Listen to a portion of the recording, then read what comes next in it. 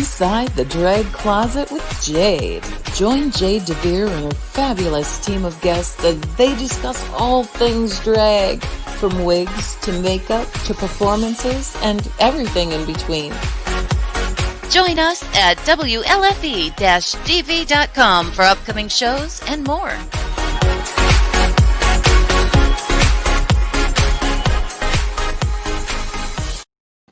Well, hello there, kids. Welcome to Inside the Drag Closet, the show where we talk about all things drag and some things that aren't. Who knows? We're really just here to have a good time. I'm so glad you're all watching here on WLFE-DB Radio. We have a fantastic show planned this evening. Tonight, we are going to play a little game of Ask a Drag Queen Anything. I have some questions that were sent to us earlier, and we'll be answering questions from the audience. So if you're watching on the Inside the Drag Closet page on Facebook or YouTube, or WLFE-DB Radio on Facebook or YouTube, we will be able to get your comments. If you are watching on any other page, make sure you go over to Inside the Drag Closet and watch from there. Otherwise, I won't be able to see your questions. I think it's just an idiosyncrasy with StreamYard. We love StreamYard, but it's a little quirky sometimes. There's also some new features I'm excited to play with. I am joined by some fantastic queens. They are my lovely co-hosts this evening. We have the beautiful Miss Anastasia Diamond, the, let's just say, domineering Miss Fanci Dismount Stratton. Unfortunately, Miss Skarlet Overkill could not join us this evening. She was feeling a bit under the weather, but she did send us some fabulous questions that I'm looking forward to answering. And the first three questions we have are who, what, where. So who am I? I am Jade DeVere. I am the host of Inside the Drag Closet every Wednesday at 10:30 p.m. Eastern Standard Time, right here on WLFE-DB Radio. My pronouns are she, her, but only when I'm in drag. In my day-to-day life, I do use he, him pronouns. What am I wearing? Well, first of all, let's talk about my hair. I love this hair. This was done by the fabulous Miss Kenra Lynn. She created for me a couple years ago. I am wearing a fabulous jewelry set by Fanci by Design. Again, look up Fanci. You'll be able to find all of her information right here on the show. And this lovely outfit I got so long ago, I have no idea where I got it. Also, my face this evening, I wanted to play with, more neutral colors. I'm usually bright and colorful, but I wanted to draw it back a little bit. I'm wearing Juvia's Place and the Lip Bar. My eyes are very much Juvia's Place. All of my contours are the Lip Bar. Both companies are incredible, and I'm addicted. The Lip Bar, if you're listening, if you could make the contour colors in just one big thing, drag queens will eat it up because I need more of this contour color. Ooh, I already have some fantastic questions. From Teddy at WLFE. Hello, beautiful. Hi, Teddy. How are you? I hope you're having a fantastic time. Robin Thompson, good evening. Good evening to you, sweetheart. You missed a fun day at work. It was actually a kind of fun day. We were a little bored, honestly. Who else? Derek Gamble Ernst. Aw, yowza. Jade looking fierce and fabulous. That is my darling husband. One of these nights, he is going to be on this show as well, but we are cooking up something fun for when I bring my husband on. But without further ado, I would like to bring out my fabulous co-hosts. I'm just going to bring them both out because we are here to have a good old-fashioned Kiki. I give to you Fanci Dismount Stratton and Anastasia Diamond. Hello, hello. Hi, ladies. So, Anastasia, give us a little who, what, where. Hello, who, what, where about me is that I am from, who am I? I'm Anastasia Diamond. Bonjour, bonjour. And I am found on Instagram at Anastasia Diamond 95, as well as here on Inside the Drag Closet. You can also catch me tomorrow night on The Obstructed View. Check my page for that information, as well as the Obstructed Views page as well. What am I wearing tonight? Well, I'm wearing some jewels tonight. I got this beautiful ring from this one queen. I think her name was Lita Evading or something like that. I don't have any contact with this girl except for the fact that I got her one costume, and she was like, "Girl, you want some jewelry too?" I was like, "Well, yes, I love some jewelry." So I got that for free. And then, of course, I'm wearing the Lux, all Lux, LEWKS, They have wonderful jewelry. I still have to. They have a bath bomb jewelry set that they sent me, and girl, super cute. All my makeup is from. Well, all my eyeshadow is from Juvia's Place. My lips are from Kat Von D, and this lovely piece of hair that I have on is from the one and only the Drag Stop. The Drag Stop is a one-stop shop hop for all your drag needs on Instagram as well as here on Facebook. They're underneath the name Chad Hurst. I absolutely love them. A bunch of my costumes I've gotten from them. And if you need some new drag, girl, hit them up. Lovely. Now, before we move on, you need to show them how big that hair is. Because I don't think the kids understand. Like, you want to see the full effect. It goes all the way up, mama. How did you get that poodle to sit on your head so nicely?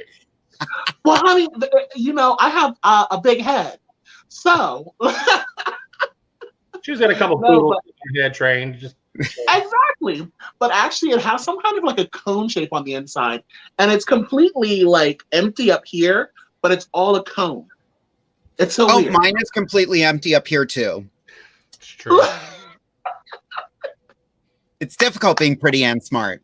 Truly. Oh my gosh. And Fancy, why don't you give us some who, what, where? Oh my God. Who am I? Well, I am the Mistress Fanci Dismount tonight. Yes, ma'am. She's feeling a little dominatrix tonight. My pronouns are madam or mistress. And don't fuck it up. But yeah, so what am I wearing? Oh my God. So tonight, all of my gear is sponsored by, is done by Wolf Striker Leather. They're based out of New Jersey, right outside of Philadelphia. So yeah, for all your leather needs, whether they be fetish or costume or whatever you need, honey, they do all sorts of custom leather, great fetish gear, you name it. They did this lovely harness for me, this lovely chapeau. They do impact toys and lots of other fun stuff. They have, now here we go, for all you homosexuals out there. They have several different lines of poppers. I'm not talking about the jalapeno, honey. And I do recommend the Double Scorpio brand. Their leather scented is my favorite, just saying. But they also have a CBD lube. I know. I know. It is CBD infused lubrication for your nether regions. Honey, it'll work wonders. It will. Now, I am very curious. They've got so many different types of lubes out there. Have y'all seen the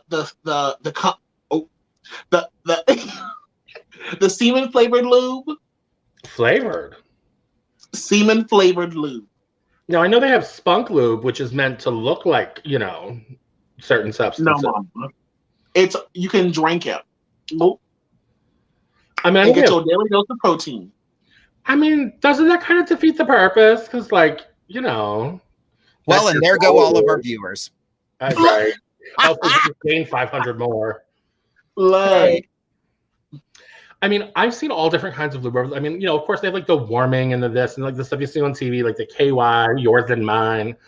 Of course, us homosexuals, we get into a lot more detailed things.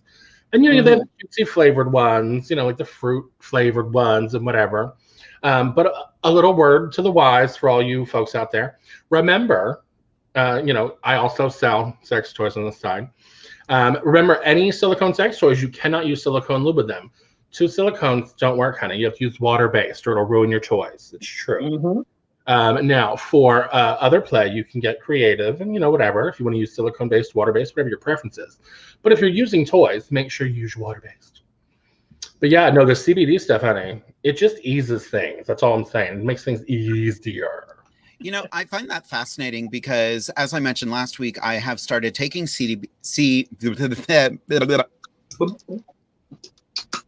Have another one. CBD oil. That's the phrase I was going for. Just for my anxiety and my nerves and whatnot. And I have felt so much better. I'm a lot more focused. My mind isn't racing all the time. And it's lemon flavored. So that's by Sugarloaf Organics. Any of the companies that we mentioned this evening, if you would like to sponsor our show, we would be more than happy to have you. That's the power of Pine Sol, baby. Exactly. Mikey, just do it. Get the big bucks, okay? Let's see how many quotes we can get out there tonight. Anybody sponsor us, please. Sponsor us. Takes a lot of money to look this cheap. Truly. Leather is expensive, bitch. We also got some fabulous questions. I know you mentioned it a moment ago, but Teddy would like to know what brand or name of color is that blue lipstick? I'm guessing that's I'm living for it. Well, baby, if you just give me a dial on my personal phone, I'll get you all that you need, baby, okay? Don't think of, no, just play it. Yeah, but what brand is it? Kat Von D. Kat Von D, excellent. I love this comment. Anastasia giving us some Pola Frost realness. Frosty Vortex realness. Yes, we love Miss Pola. I love this comment from Amber. On YouTube now, miss the Boomerang shows so much. Yes. For those who don't know, we have all performed in a show called Divas Down Under at the Harrisburg Comedy Zone in obviously in Harrisburg, duh. But it is at a bar called Boomerang. And, we miss that show so much. Hopefully we will be back next year once, Miss Rona has stopped wrecking the world for everybody. More fun comments. Don Davis is going to be upset that you stole his hair, Anastasia. Yes. I love that Daniel Jackson just posted a whole bunch of shock emojis. I love that. That's the emoji version of the gay gasp. That's seriously. Wait, can we get in touch with Facebook? There needs to be a pearl clutching emoji. Yes. Exactly. They keep giving us the emojis we don't want. Yes, we care for each other, but mostly we would like an emoji where we're flipping someone off. Or a shade emoji. Yeah. Thumbs down. Yeah. Right. Or just one that literally all you see is this. Oh. Yeah. It's like shade. This next comment kills me. From Derek Gamble earns, Fancy is a true dommy mommy. Well, lots of fun. Oh my God. I like this question.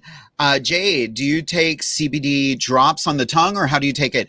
I have a dropper for it. I place it under my tongue for 3 minutes or about as long as my attention span remembers. And then you just swallow it and it's nice. It's relaxing. Apparently it absorbs very quickly under there. So yeah. Or if you get the CBD lube, you can take it other ways. That's what I've heard and not willing to try. The comments from WLFE were actually from Liz Clevenger. I'm sure I'm screwing your name up, hun. But yeah, she actually has a brand new show here on WLFE-DB radio. Liz, comment the name of your show. It's been a rough week. I'm trying to remember the name of it. I'm so sorry about that. But so many people are on board with the pearl clutch emoji. But let's get on to the main topic for tonight. Tonight was going to be Ask Us Anything. That's a big topic right now. People want to ask drag queens anything. And all week long, I was like, email in your questions, email us anything you want. And we got none.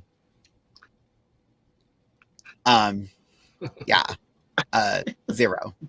So luckily, Skarlet, even though she is not here, asked all of her friends to come up with things that are remarkably embarrassing to ask. So, Roots Bleed Red, that is the name of Liz's show. I am a horrible human being. I love that song. Make sure you check out Roots Bleed Red right here on WLFE-DB radio. I am horrible. Liz, I apologize. We will catch up at some point, I swear. But on to the first question that we have for this evening. Now, I have read these questions, but my lovely co-hosts have not. So I think we're just going to start off. Fancy's going to start. Anastasia will answer second for this first one. What is your favorite thing about drag? Fancy? Taking it off. Yes! I swear to God. I'm not even kidding. So, okay, here's the real tea. I hate getting into drag. I hate it. The process of getting into drag, just nope. Some girls love it. Some people just love putting on all that makeup and the artistry and creativity of it. I hate it. But once I'm in drag, I love it. Like when I'm in drag and I'm in full character and I get to just be silly and stupid, I love that.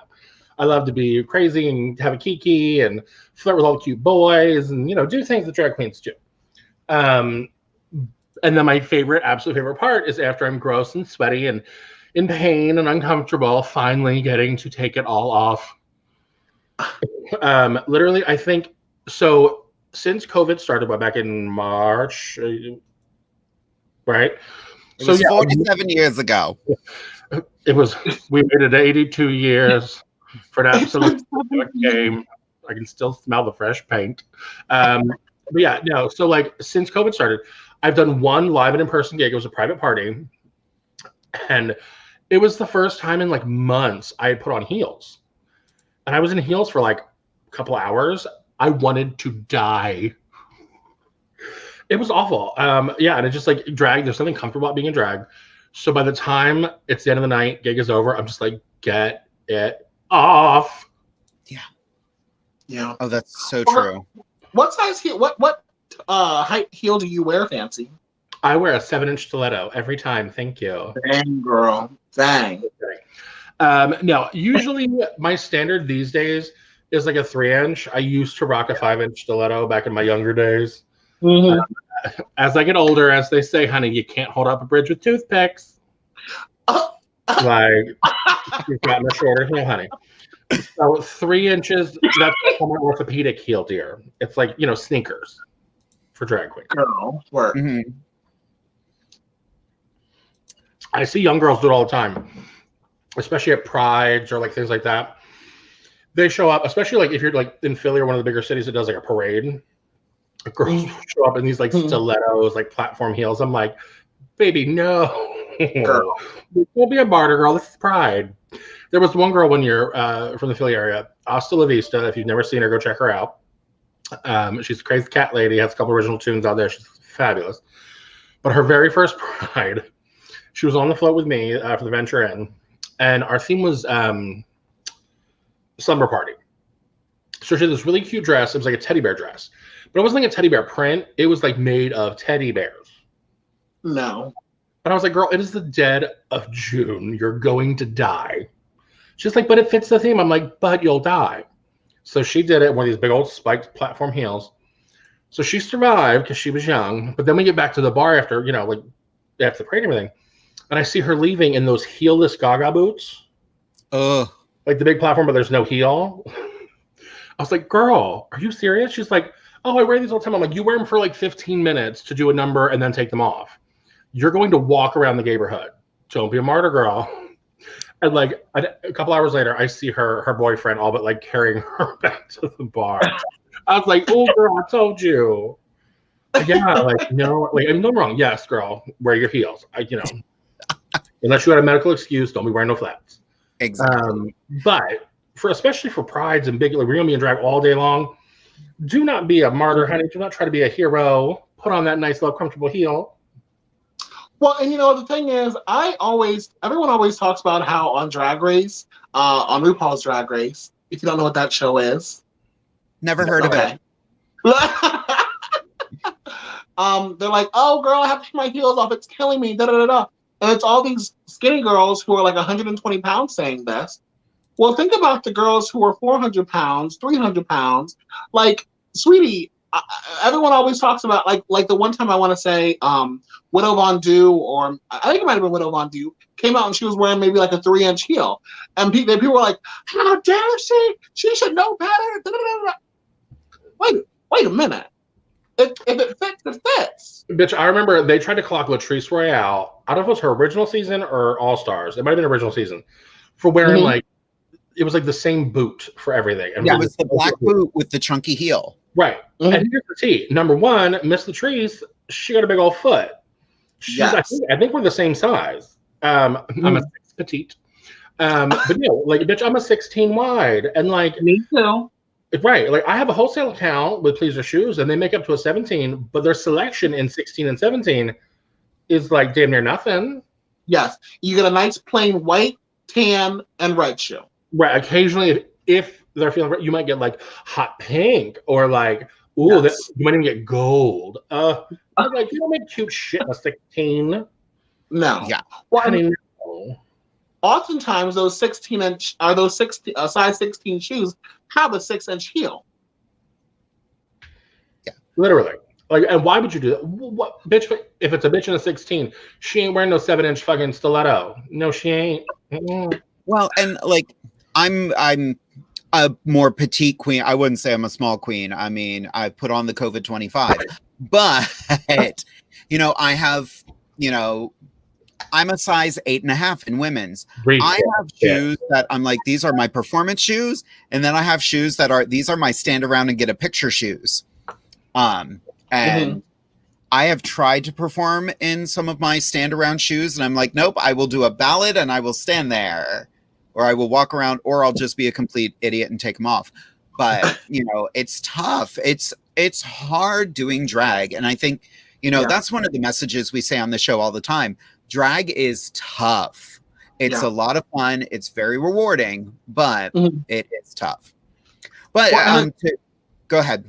It's gotten even harder. It's gotten easier, but also it's gotten harder. One and the same because of Drag Race. Mm-hmm. Because of Drag Race, we have a lot more visibility about drag and a lot more acceptance. So getting gigs is a lot easier. Getting your name out there is a lot easier. But people are expecting. Local drag is oftentimes going to be like good. A local drag is going to be good, but RuPaul's Drag Race drag is all the way up here. People go $50,000 in debt for but that's just the tea, though. These Drag Race girls, if any, I hate, spoiler alert, girl, I hate to ruin your day, but if you think for 2 seconds that these Drag Race girls have $50,000 worth of drag sitting in their closet at any given moment, just ready to go on that show, no. Yeah, no. These girls, if you pay attention to the blogs and the interviews and whatever, all these amazing pieces they come out with were either made for them specifically for the show, or more likely was borrowed from another queen. Like, who was it? One of the girls, when she went on later, I think it was Coco Montrese. Coco had, like, if you paid attention to all her stuff, half of her wigs were Alexis Mateo's. Like, what's her name? Courtney Act, when she had those big wings that opened up. It was like 17 people and like 2 flights and a cross-country drive to get those to her. She borrowed them from some queen in Australia. They had to drive them like across the outback, put it on a plane, send it over here, transfer it, send it over to her in London for her to have time to make this damn show. And that's what it is. Like, you literally borrow every girl her best piece of drag. Like, literally, if I made the show tomorrow, I'd be like calling up everybody. Well, I can't call a lot of girls for certain things, but like every time bitch in the country, we get a phone call from me, like, "Hey, girl, you got." That actually tacks on to another question we just got. Do you feel like money has killed the magic of RuPaul's Drag Race? Raja Gemini, Sutan Amrol, recently stated how the new seasons have become more a battle of credit scores than creativity and resourcefulness, especially when it comes to looks on the runway. And I'll even add to that, every season there's less and less girls who know how to sew and know how to make their own stuff. Yes. So I'll direct it at Anastasia first. Do we think that the world of drag has changed because of money and RuPaul's Drag Race? Girl, I don't know how to sew. So I have no idea how to sew. I get all of my pieces from other queens. I get all my pieces from designers and all that kind of stuff.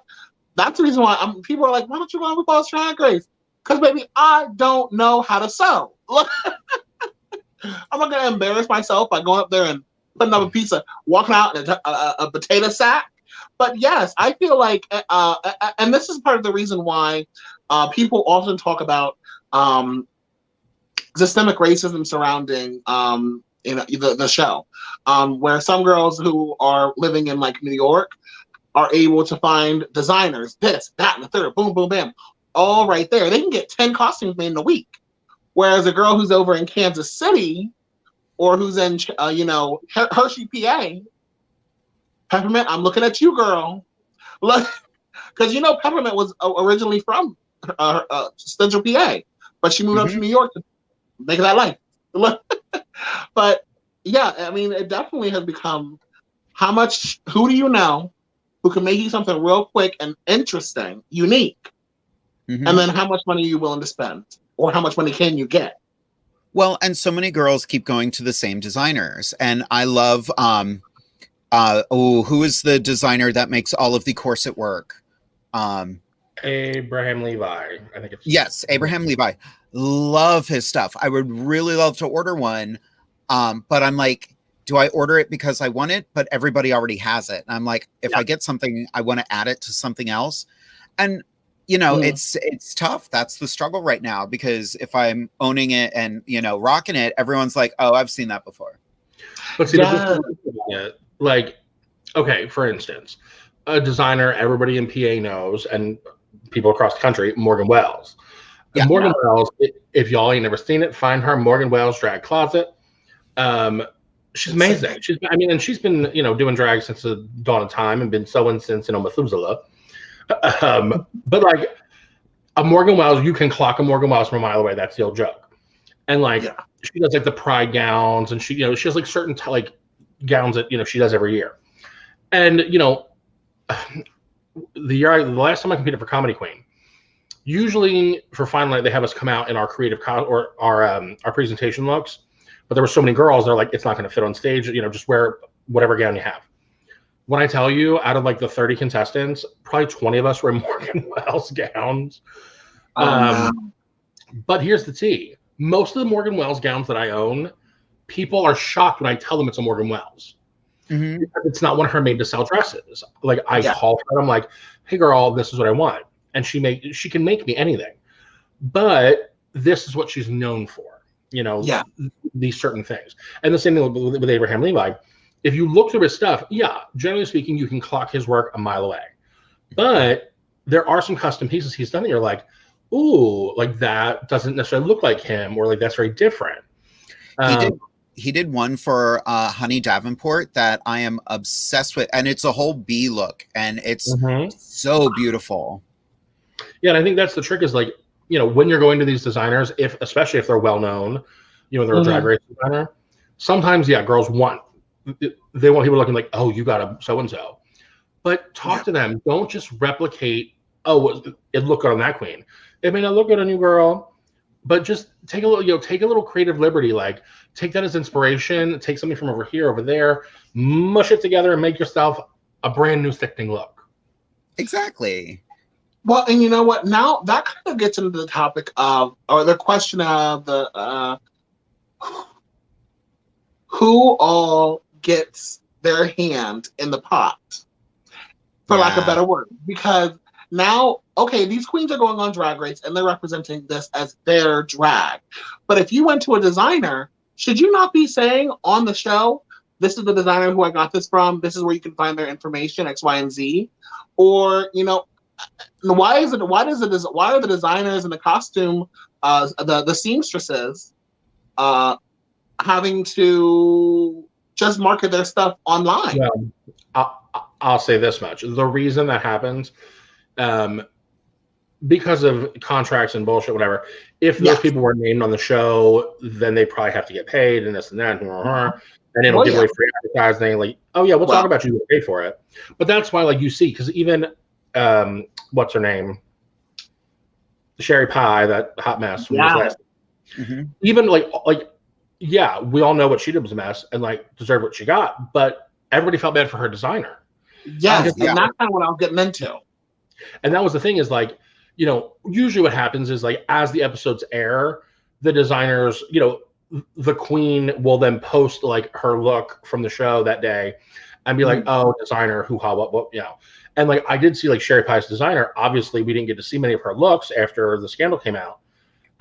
But her designer would still post and just like kind of block her face out and be like, I'm still showcasing my work. Like, yeah, I know, like I totally get it, but like I still want to showcase this work I did.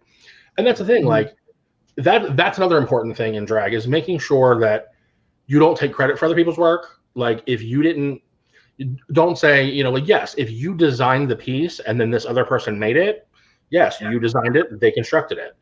But don't try and claim other people's work, girl. Yeah. So we're actually getting a ton of questions in, which is amazing. Thank you all for sending these in. We got some fantastic questions in the chat. A whole bunch of different chats. One question from Shane Fetro. Jade, can I have your purple hair? Kay, thanks. Bye. I need it. No. We have a lot of people. Here's a fun one. I like this question. We're going to start with Anastasia. Do you like puppies? It depends on what it is. I don't like big dogs at all. If you have some big mutt, not mutt. I mean, just some big dog. I don't like big dogs. I've always had like poodles, Shih Tzus, little toy poodles, little cute things. No big dogs. And if your dog's not potty trained, don't bring it near me. I don't like that either. So no. How about you, Fancy? Do you like puppies? I mean, it depends on the kind of puppies we're talking about, honey. We talking about like woof woof, like, furry puppy, or are we talking about like he wears the hood like puppy? How sad? Okay, so sticking with the animal, the actual puppy. My view on any kind of animal, especially puppies, they're a lot like children to me.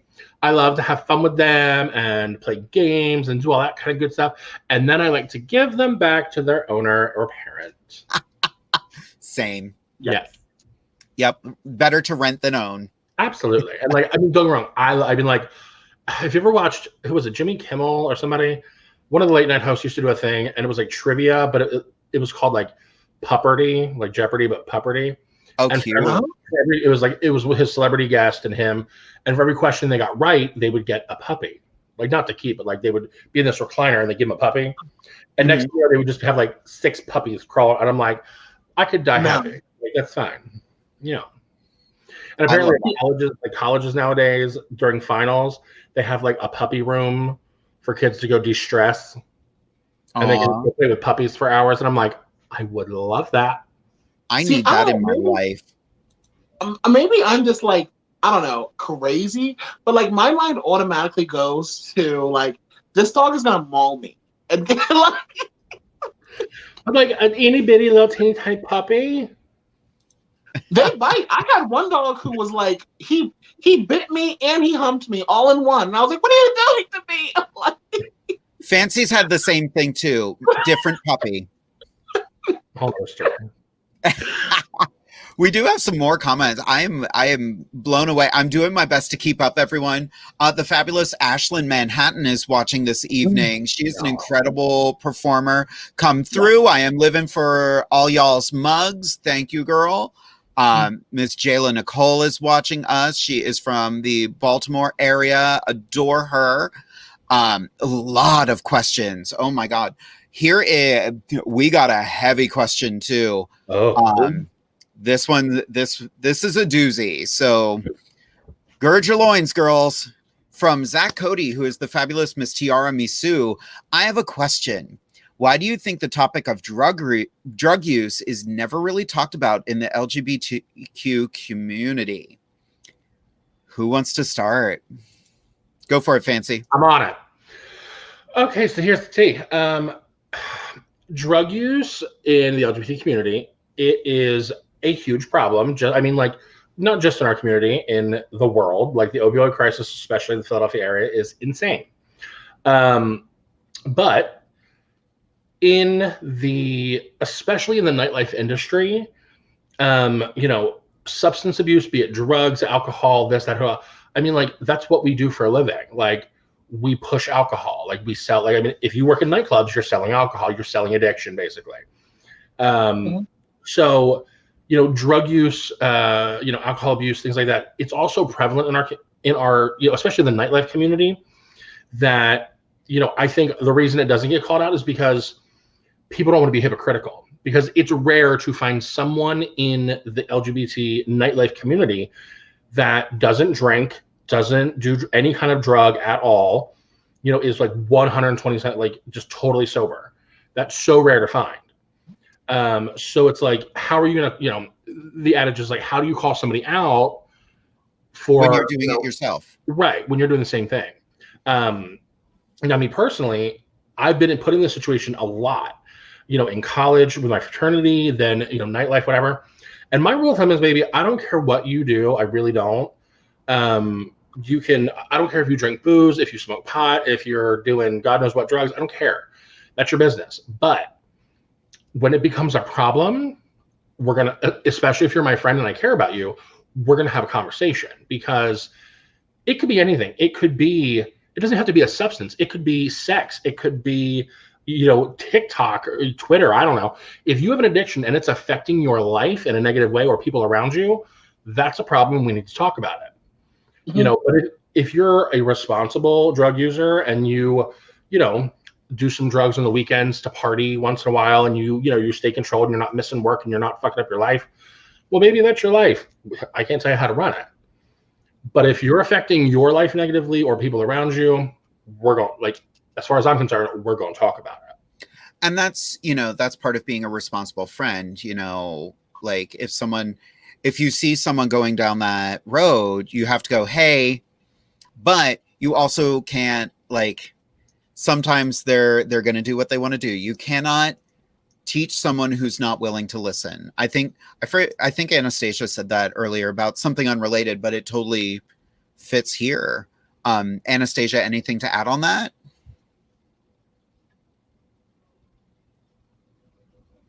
She just blinking. You there, girl? Anastasia, you awake? Nope. Just kidding. Her internet connection has been so flighty. She's doing her best, and this happened to her earlier. There she is. She's coming back. Don't worry, we got her. Girl, it's just so lovely being here in the suburbs, girl.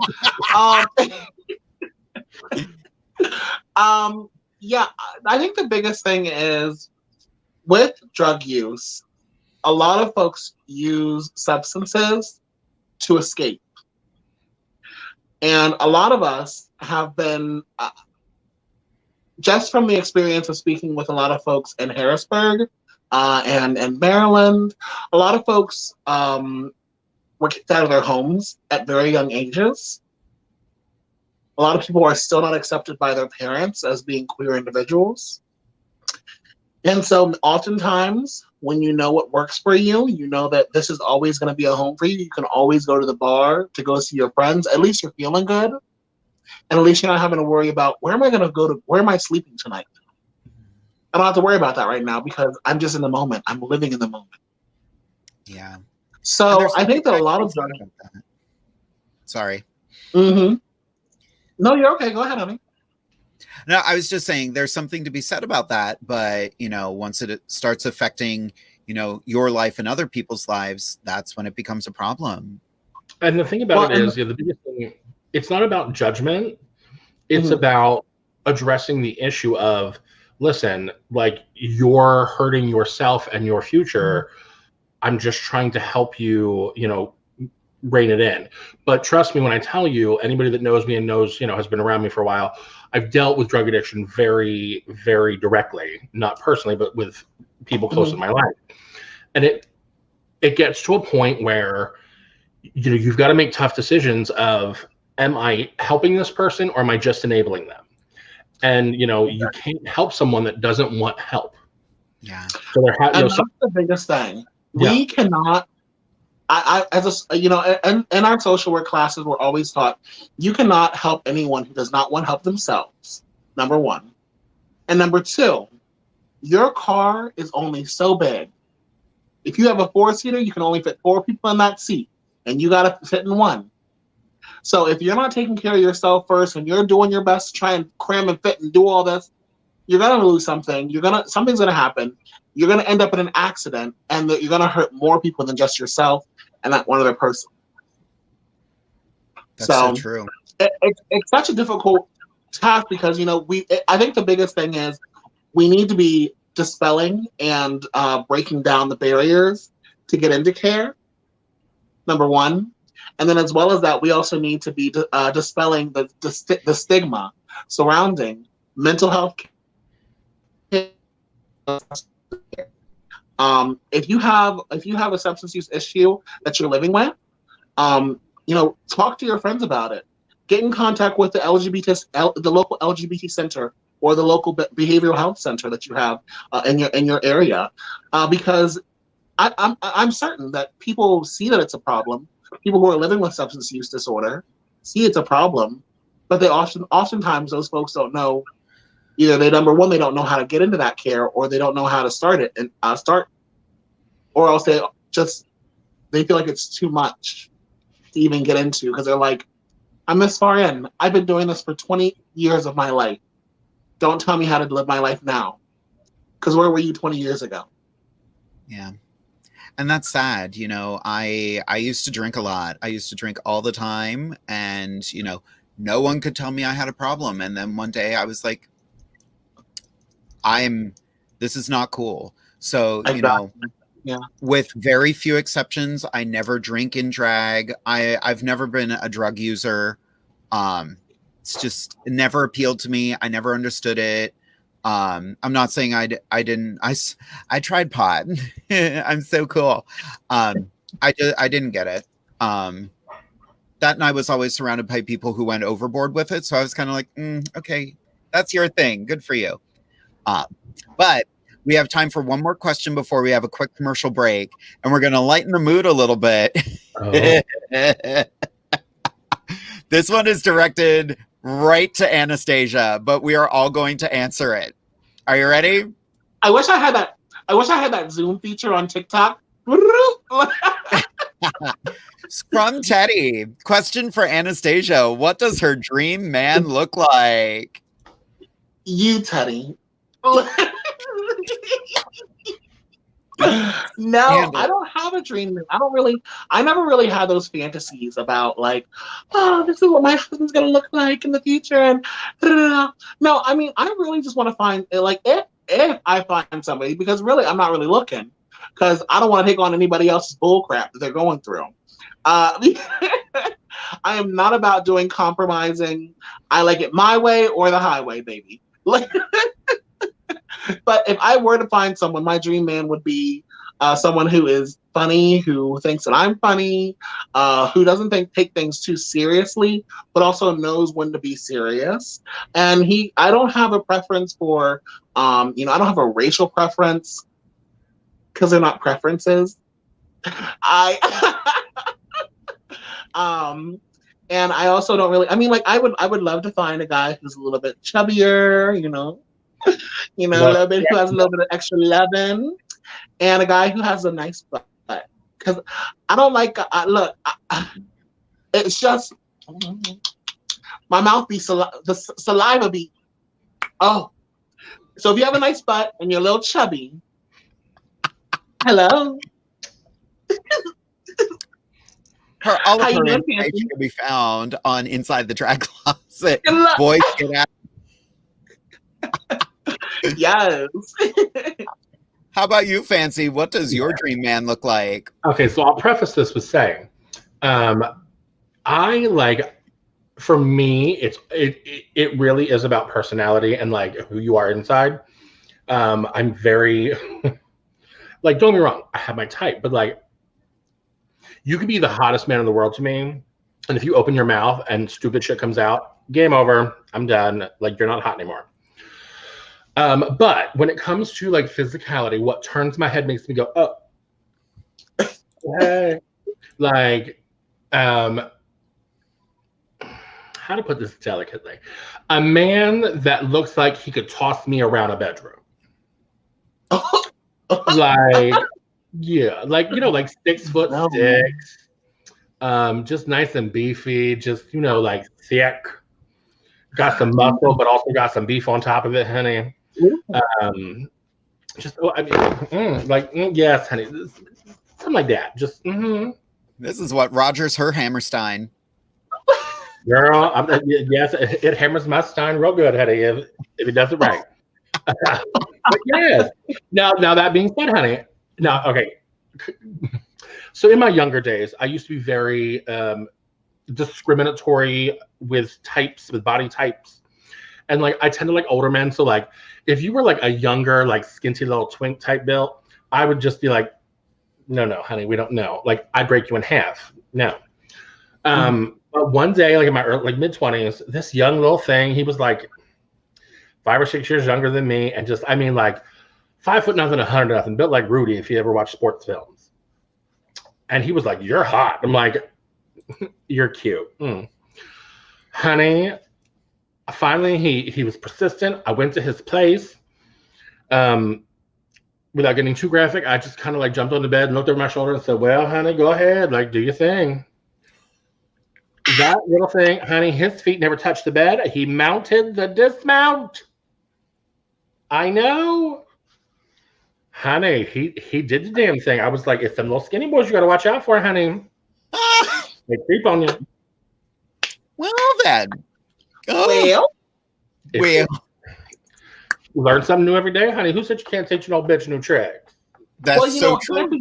You should really get in contact with him because I know that you said last week you're a COVID virgin. So, get those 2 weeks, make sure that he doesn't go anywhere, see anybody else, and get you some money, girl. This is what I've learned. It's not about that I can't hook up with little skinny, like scrawny little twink things.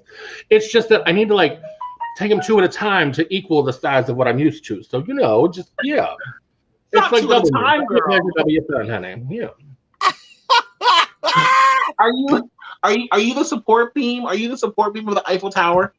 Generally speaking, I mean, if things go out that way, I do like to do some architectural work in the bedroom. Yeah. Always learning, darling. Always learning. Yes. Here we go. No, sorry. Some twisted stuff. Here we go.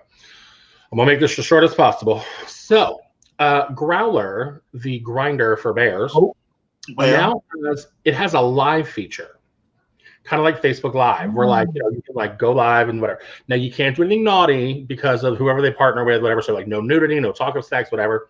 It just has to be like whatever you do like on Facebook Live.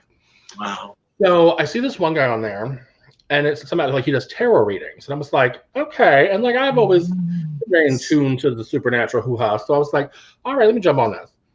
So he gave me a little mini tarot reading, and I was like, oh, but you good, like you good. So then we did like a full reading. Like I messaged him privately. We scheduled a full reading. So I do like a full hour reading with him. And we're talking about all this different stuff. And he's like, talking about like, he's like, there's a lot of female energy around you. And all that. And I'm like, well, clearly, hi. And he's like, I just keep seeing cakes and pastries and pies. And I'm like, that'd be my grandmother, yes. And then he's like, there's this other woman. She's very blah, blah, blah, and she is dressed like couture. And I was like, then my other grandmother, yes. She always had a look. And he's like, they keep showing me a poodle. He's like, I don't get it. A poodle, something about a poodle. And I was like, all I can say is if you see a poodle somewhere in life, like it's a good omen, it's a good sign. And I was like, so if I meet a man that has a poodle, I got a future husband, is what you're telling me, honey. So if you are cute and got a poodle, call me girl. I think that is. Can we please do a date night, like a little virtual, like auction show or whatever? I'm all about that. We'll get some bachelors and we'll do we'll do the dating game. Ooh, yeah. You know what? That might actually be a great fundraiser for Inside the Drag Closet. We can black out their profile so we can't see who they are. We just hear their voice. Yep. We'll do it like a dating game. Yes. I'm all about that. Oh. So any potential bachelors, if you are interested in going on a date with one of my fabulous co-hosts here, just send me a message at insidethedragcloset@gmail.com. And I think that is a perfect time to segue to a little bit of a commercial. We'll pay a little bit of bills. And don't worry, kids, we will be back in just a moment.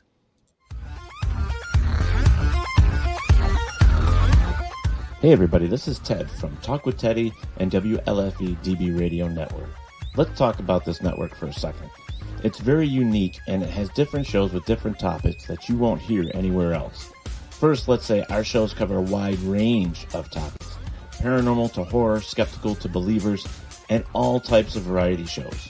You won't be disappointed. In fact, we found, not by the limitations of audio, that we have added video casting as well. Do yourself a favor and check out a show or two. The full schedule is lined up on WLFEDBradio.com. In fact, there are past shows as well that you can check out. So remember, WLFEDBRadio.com. Now here's a few of the podcast hosts that also carry the WLFE DB Radio brand and shows. Our shows can be heard on Spreaker, Deezer, iHeart, iTunes, Google Play, Spotify, and more. So check out WLFE-DB.com.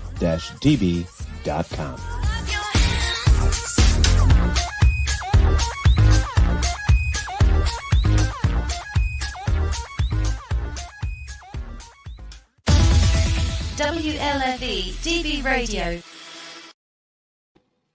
Welcome back, kids. Fancy will be back in just a moment. She just stepped out to take care of something. But I have another question ready to go. I know we have a lot of questions. Don't worry. We're going to try to be a little bit quicker this time. Next question. Here's a fun question for y'all. I've heard from Jade about hers, but what are y'all's funniest mishaps on stage during a show? Anastasia? I don't want to talk about it, girl. I don't want to talk about it. Then I will. I was here for it. She fell off the stage. Now that was post show. That was post show. So okay, I did fall off the stage in college on my first show, and I was so excited because I was like, I can finally get finished wearing these 6-inch heels. We did it. We didn't fall during my number. We're good. And then I fell. But the one other mishap that I had was whenever I was performing up at Heat, I did a number from a McDonald's number, and I have 2 huge sacks of burgers that I toss out to the audience, and I grab the one bag and turn around. As I'm turning around, the bottom of the bag explodes, and the burgers go all over the floor, and I'm like, so then I had to like lie down on the floor, rub the burgers all over myself, real sexually and all that. I had to make stuff up at that point in time. I was like, dang, girl, what you doing? I ate one of the burgers. You know those burgers that McDonald's are dry as all get out. I was like, but we made it work. I love that. For those who don't know, my mishap, I've had mishaps happen before. People have seen a stage fall on me. It was on Willem's Beatdown. It was a thing. But one of my other favorite situations that ever happened, we were doing an event at Stallions in Harrisburg, and it was a huge crowd. Apparently, there was a film festival across the street, and then they came over. They watched this LGBT movie, and I was performing Malambo No. 5 by the fabulous Ima Sumac. And I had this beautiful, like, just tropical dress on, and the zipper split right as I was being announced. So I performed the whole number like this, with one of my arms just against my body, because it was the only thing holding my boob into my dress. Welcome back, Fancy. Any embarrassing stories?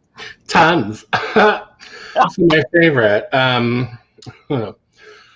So many moons ago, I was performing at a bar in Philly. I won't mention names. But I was doing a number I've done a million times. And at the end of it, I do 3 little shenanigans across the stage, little turns. And I mean, I was a trained dancer in college. Like, this is nothing. Like, I can do this. Like, I've done it a million times. We're fine. And this was back in the day when I used to wear my 5-inch stilettos. First turn, fine. Second turn, fine. Third turn, their stage was like platforms that were like put together, and there were like cracks in between the platforms. My heel got stuck in the platform, so I'm turning, but my foot is not. Ooh. Literally, I took out the whole like front row of chairs. Thank God there was somebody sitting in the front row at that moment. Yeah, but it was like right at the end of the song, and like I completely like fell, and then like pushed off of the chair and like hit my final pose from the ground. And like everybody's gagging. And like I walked to the back, and one of the other queens looked at me and goes, you know, you almost made that look planned. And I was like, you know, I almost kind of like you. Like, oh, terrible. Yes, you made it an official hoedown. I've fallen. Hoedown. There were 3 separate times I fell on stage. Once was back at the Beagle that long ago, in 5-inch stilettos. I was doing, and I'm telling you, and I got a little into it, and like my heel got caught on the under, like it was a long dress, and my heel got snagged, and bitch went down. But like it worked with the song because it said "I'm telling you," and it was at one of the dramatic parts. So like I just, from the floor started flailing around and getting all into it. So it worked. The other time was the worst. Oh my God. We were at a club and we were doing a benefit for pageant or something. And there was like 3 stairs. I'm trying to come down the stairs and I'm trying to film whoever was performing on like Facebook Live. And I was wearing this mermaid gown, beautiful pageant updo, like I was pageant out. Well, I'm holding onto the pole. There's like a pole right there. And as I'm going down, my heel gets caught in the crinoline. So now like I go to step forward and I'm stuck in the dress. So I can feel myself going. I literally like slam the phone on the bar as I fall and just like spiral down to the ground. My hair pops off. My earring falls. I jumped right back up, put my hair back, and I was like, you didn't see a thing. And it was all on Facebook Live. Like I quick grabbed the phone and go back to filming the girl. I was like, y'all didn't see shit. Beautiful.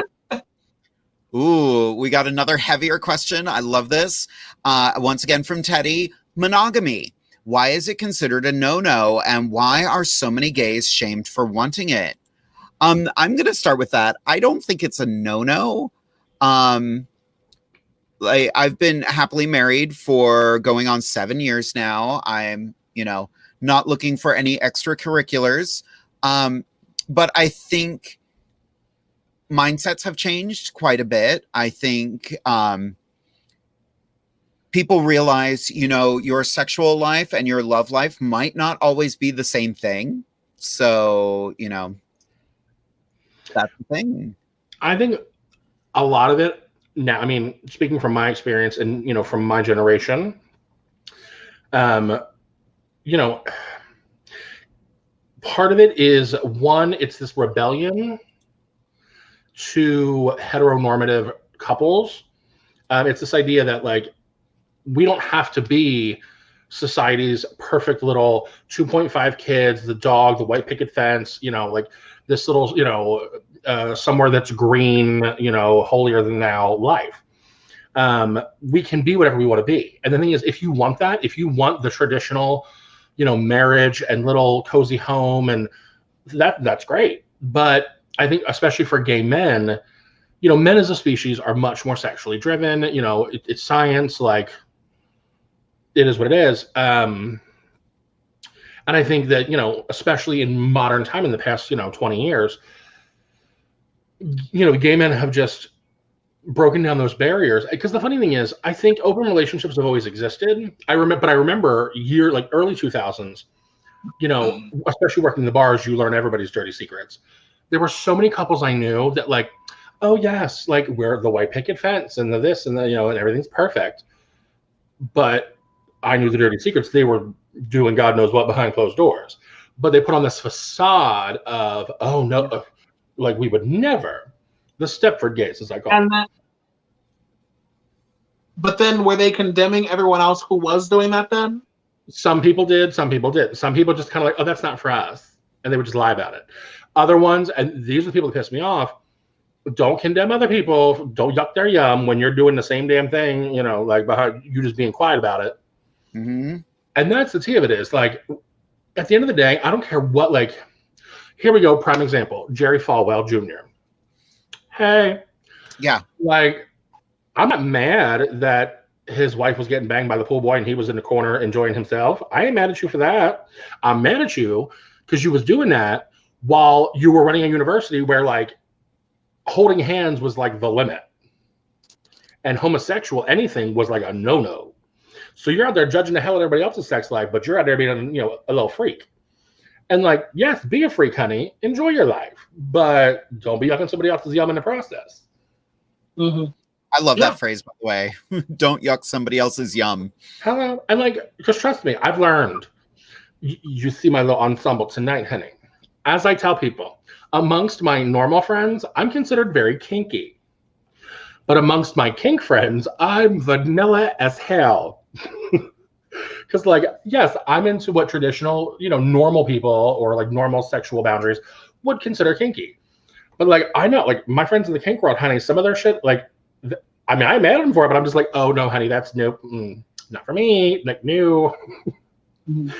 But like, and let's just make sure that we're getting the term. Let's just make sure we are defining the term normal, because what is normal is literally just what the majority of people are doing. It doesn't make it right or wrong. It doesn't make it, left or right. It's just what more people are doing. Mm-hmm. Yep. And it's what society says is acceptable. And that's the thing is like, listen, in our lifetimes, in the past 30 years, what society has said was acceptable is totally like, I mean, it's completely different from what it is today.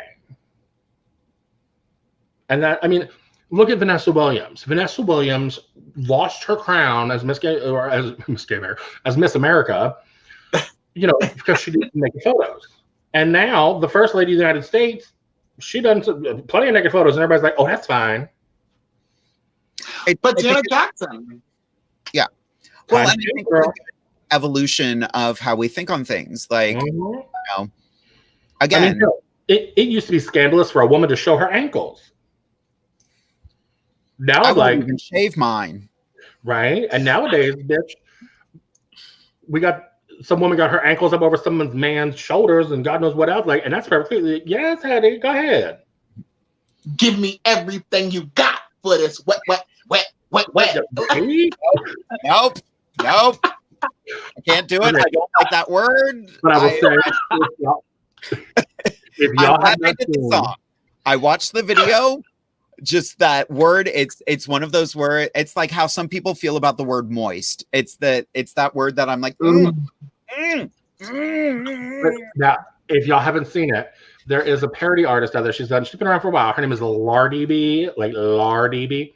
She a big thick girl, and she does the version. It's for that wings and pizza. Yep.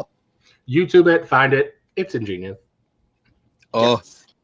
All right, we have a couple more questions. I love this question. This is from Shauna, who was one of our Woo Girls of the Week a couple months ago. If you were on RuPaul's Drag Race, what edit do you think the producers would give you? We'll start with Anastasia. I would get the villain edit because I'm black. Girl. Stop it. Listen. No, she get the first edit. That's what she get. I'm crying. I give myself the hiccups. Oh my gosh. But you know what? It always is oh girl, I really do give myself the hiccups. It always is a fear though, because look at Widow Von Do. Oh Jesus, this ain't cute. Look. Widow Von Do. She just quit drag. She's going to still be doing, I believe, social media, but Willow Von Du and then Britta Filcher just had to take a break to make sure that she is taking care of her mental health because she has had suicidal ideation recently due to the bullying and harassment that she's gotten from the fan base. So yeah, I think that I would probably get the villain edit, to be honest, because I don't like to back down. I'm very confrontational.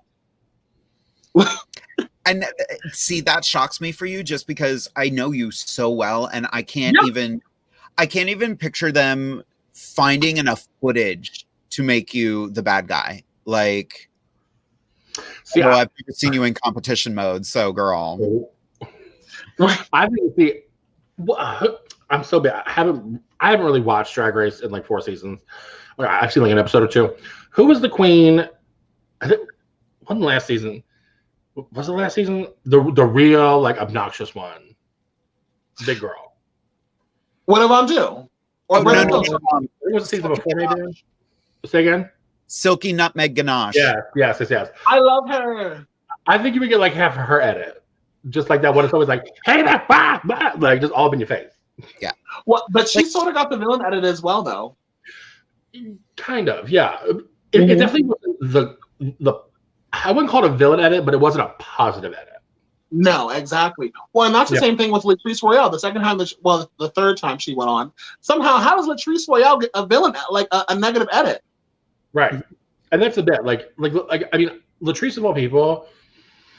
Like I've met her a couple times. I know people that are very close to her, and it's like her portrayal was pretty accurate. Like, she's very much that just like motherly, like, you know, that elderly motherly figure that just, when shit gets real, she don't take no shit. And like, she was pretty well portrayed her first season. They definitely got a little bit with her later on. Yes. That's the edit I'm going to get. I'm going to be the mom. Like, I already know it. Because I'm old. No. It's called Forever 21, not Forever 41, Jade. Listen. Don't tell that hair that. Oh. Like, seriously, if I was on the show, I feel like I would get the mom edit. Like, I'm going to be the one. Hi, do you need help working the sewing machine? Because I can't stop myself. But I'm also going to be that one who's just like, ooh, that hair? You sure? All right, choices. How about You'll you, say it with a smile, though. Oh, yeah. I was raised right. I talk behind people's backs. Fancy, what edit would you get? Jade's the bitch. When they come back for the reunion, they'd be all like, oh, that's what you really think about me, bitch? Like, oh, I saw your confessionals, girl. Yep. See, I would get like the mom edit / bitter old bitch edit. Because like I'm that older queen that is just like, I was like, because it's the very like it's the Ginger Minge edit. Like it's that like, because like they gave Ginger a great edit, but like there were moments, especially I think later, a little bit later, but like they definitely painted her a little bit as that kind of like bitter old queen. And she even joked about it like during filming during that season. Like it was a couple like, it was her and somebody else. Was it Bendola? Somebody else was about her age. She was like, it was the bitter old lady brigade and whatever. Because my thing is like I'm very maternal, but I'm also my motherly instincts are very like Joan Crawford, Mommy Dearest, and Medea mixed together. So like I'm just gonna let you like have it and be like, no. I don't deal with bullshit. And the funny part is a lot of young queens in Philly will constantly say to my daughters, like, oh, we want to be Strattons. Like, how do we become a Stratton? And my girls always respond by saying, you're not ready for that, honey. Like, are you trying to say I'm not good enough? Oh, no, honey, it has nothing to do with that. You're not ready to deal with Fanci because she's crazy. My girls know, like, and it's so funny because people think the outside world get this, like, idea that I'm so easy on my girls and, like, I just hand them things. And, bitch, no. If you know me, I'm 20 times harder on, if you're one of my girls, whether you're my daughter or like you're in my inner circle, I'm 20 times harder on you than I am on anybody else. Because you represent my name and my brand. Oh no, honey, you step a little bit out of bounds and I'm like, whoosh, no. I've watched it. It's beautiful to watch. It is cute. It's fun. Those two dumbasses. And I love them both. Oh yeah. So now, really quickly, Jade, I know that we probably have a ton more questions, but I have a question for you. Do you have enough to share with the class? Where are our cookies? Right? There you go.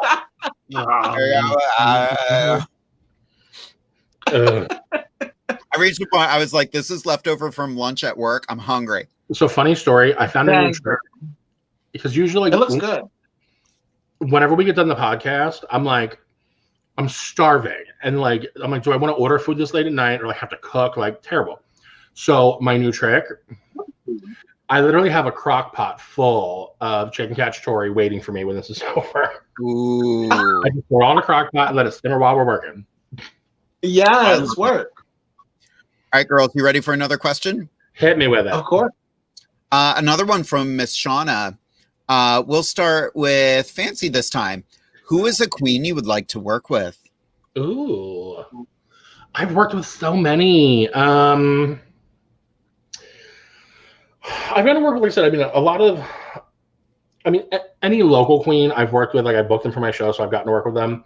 RuPaul girls, I've worked with a lot. A couple of the clubs I've worked with in the past have booked a lot of them in like prides and things. So like, and I always played, I usually end up being like the handler. Yeah, the star handler. So like I'm picking the girls up from the airport and transport. And so I get to know them a little bit, which is pretty cool. I'll say this, the queen I would love to work with again, that just, I lived, was Lady Bunny. Lady Bunny, like out of all the Rue girls, they were lovely. A lot of them I knew, some I knew beforehand, some I met after the fact, but like a lot of them were great to work with. But Lady Bunny is just, she's such a legend, and so like, she's so funny, but also so goddamn wise. Like, what slayed me? We had her in Philly a couple years ago, and I remember all the like, not young baby queens, but like the girls that were like a little like the generation of queens right behind me that were still a little wild and crazy. She had them all like kind of like in the backstage area, just like sitting there hanging on her every word while she told stories. And I was like, aww. Yes, bitch. Her, like that whole genre of queen, like her, Jackie Beat, Coco Peru, Peaches Christ, like those old school queens of comedy are the ones that like I just would adore to work with. Nice. Anastasia? I would love to see, I would love to work with Jade and Dior Fierce. She is a queen who does not get her props. She is phenomenal. She is sickening. Every look that she does, she turns out. And I'm pretty certain that she does all her looks herself as well. So that's a queen that I would love to see and love to work with in person. Yeah. I've never worked with her, I don't think. Now we need to make that happen. Jaden, we're going to be contacting your people. Yeah. Yeah. I have always wanted to work with Charles Bush. Charles Bush is a playwright, an incredible playwright. I've done one of his plays before, and I want to do more, and I want to pick his brain, and just like he does a style of drag that's very theater that I really gravitate to, and I just want to have a Q&A and just get to know him and work with him. I think that'd be so much fun. Alrighty, next question. We're gonna keep this one brief, and I'm gonna start with this one. Are drag queens always getting laid? No. Anastasia? I actually have to go really quickly because I have a trick coming. So, you know what? No. For me personally, and you know what? Actually, for me as well, I get a lot of people who message me who would like me to do things, but I ask them what I give them my booking fee, and then they block me. So I don't know. I don't know what's like. Actually, we have another question. Fancy, go ahead and answer. We have another question to tie into that when you're done. My rule of thumb is Fancy is the virgin. It's true. Fancy has never even seen a man's naughty bits. You don't do that. And like I said, I mean, like Anastasia said, we constantly get boys up in our DMs and they want to sleep with your drag persona. I'm like, honey, can you sleep with a pile of clothing and a wig on the floor? Like, Fancy's not a real person, honey. She's a character. Yeah. And like literally, because these guys, like, they immediately they start sending their naughty pics and asking for yours. And literally, like, they ask me for a naked pic, and I literally reply with like a Venmo request or like a Facebook Pay request. And they're like, "What's that?" I'm like, "You want a naked picture of me? That's going to be $50. Like, what up?" Yeah. Well, and that ties right into Matthew Golden sent, how do you handle being propositioned sexually or otherwise by fans or audience members? I don't humor it. I have a meme that I've saved on my computer, and it's basically like, hi, I'm happily married. I'm not looking for anything else.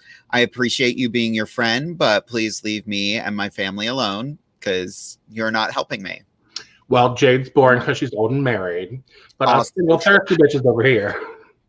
Like, my tea is, okay, if you approach me as a fan of, like one of my drag fans, if you approach me normally, like slip in my DMs and you're just like, hey, I was at one of your shows, like like I think you're really cool, like I love what you do. Hey, like I saw a picture of you as a guy, like you're really good looking, what up, like how you doing? Okay, like then I might engage and have a conversation with you. But if you literally just slip in my DMs and like I'm like treat it like a hookup app, I'm like,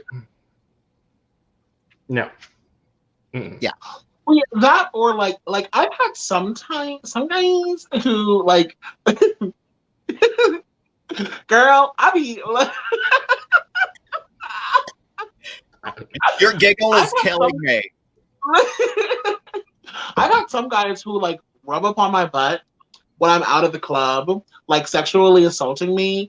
And like I've had some guys who like try and kiss me while I'm in drag, like on the mouth. And so like it's like I had one guy who like I keep on saying like, but I had one guy who was outside of Stallions and he said, "Oh, what are you doing for the rest of the night?" And I was like, "Girl, I'm going home. I live in Chambersburg."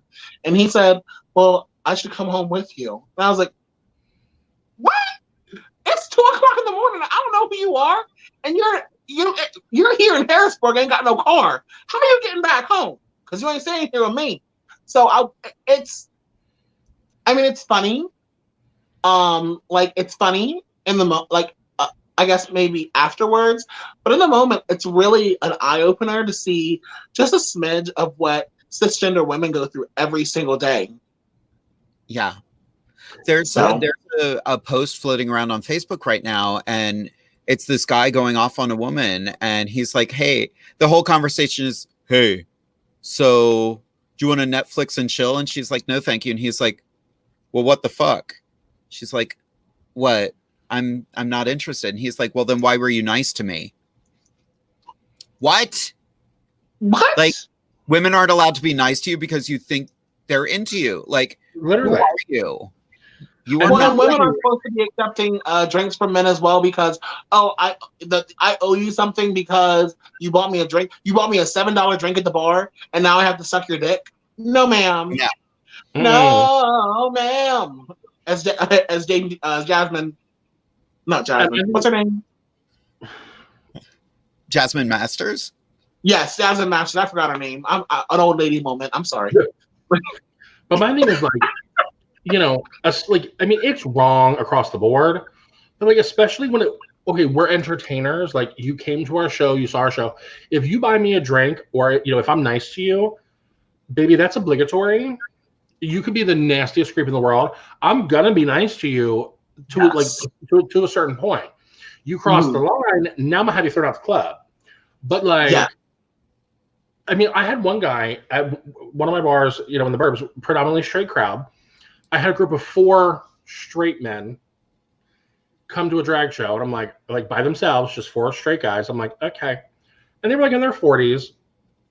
And one of them comes up behind me while I'm performing and like reaches over my shoulder to tip me and like shoves it down my titties. And I was like, and I literally just kind of like put my hand there to like stop him and was like, "Thank you, goodbye." No, I assumed that he had walked away from me. I kept performing, and I literally like bent down to take a tip from a person like sitting down in front of me. And all of a sudden, this man's hand comes up between my legs. Now, the only good thing that came out of that moment was I got to reenact one of my favorite scenes from the movie Tu Wong Fu. Little secret out there to y'all people. I'm a big girl, so if I'm wearing a nice like flowy outfit, you can bet she's not tucked. Yeah. So he literally just reached up between my legs and grabbed a handful of the goodies. And I literally cocked my head around. I was like, "Get your hand off my dick, buddy." Like, hello. And then like, what the nerve? Why do you think people, what is with me? CBD oil is great, everyone. Why do people think it is okay to assault a performer? I was doing a murder mystery one night. I was playing a female character that night. And I'm about to start a dialogue with another performer. We're standing in the bar. It's clear that we're 2 actors about to do a scene. And I feel someone's hands start at my back and just go down my padded ass. And I spun around so quickly. I was like, "Get your hands off me." Did not expect to see a woman standing there. That was a shock. And I was like, I turned to the other actor, and this was my first time doing that show. And I looked at him and I went, "I don't know my line, so I will chat with you later." And I just stormed off. I was so mad. And he was like, "Are you okay?" And I'm like, "Nope, but I am not." That's a whole other phenomenon that I find interesting. So women, like cis women, totally understand inappropriate advances and like physical touching from men. I don't understand why when they come to a drag show, they turn into that predatory male that they hate. I don't get it. And it's like, because we're drag queens, they think, and here's the bit, they think they can grab our titties and our ass, and like in their brain they're like, oh, it's just padding. And I'm like, well, okay, I'm a big girl, this isn't always padding. I'm all natural, yeah. Or if you have a trans queen or a cis queen or whatever, it might not. It might be them, girl. Like, you're grabbing up on their goodies. Exactly. Like, unacceptable. And it's my butt is like my butt. I don't wear pads. All of me is real. Like I wear breasts every now and then, but like I have breasts. Right. If you really want to grab onto them, hello, girl, it's all me. Sometimes I'm not. That's one thing. Like I've been performing in drag around cis women for so long in the theater world, and anytime someone thinks it's funny to grab me, I'm like, you get your hand off me, because if he thinks it's okay to grab me, he's going to grab the other girls. And I'm like, no. And I can't let it happen to me. Like, yes, these are fake, but I'm protective of them as if they were real. And that's just the way we all have to be. And, you know, that's solidarity among the sisterhood and brotherhood as well.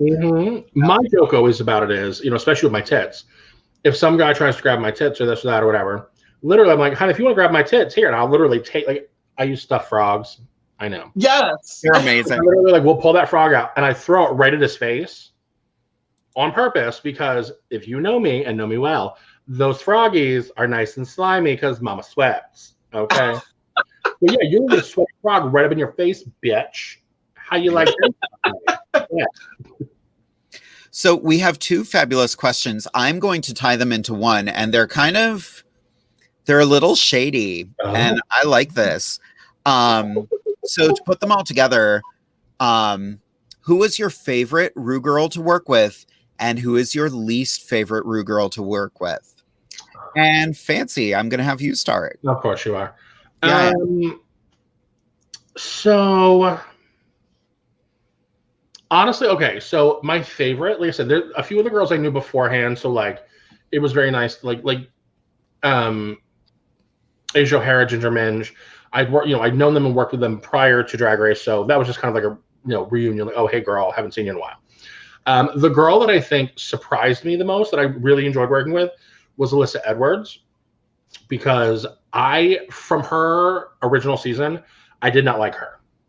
I did not like her edit. I thought she was a stuck-up bitch. And I'm like, great, I have to work with Alyssa Edwards.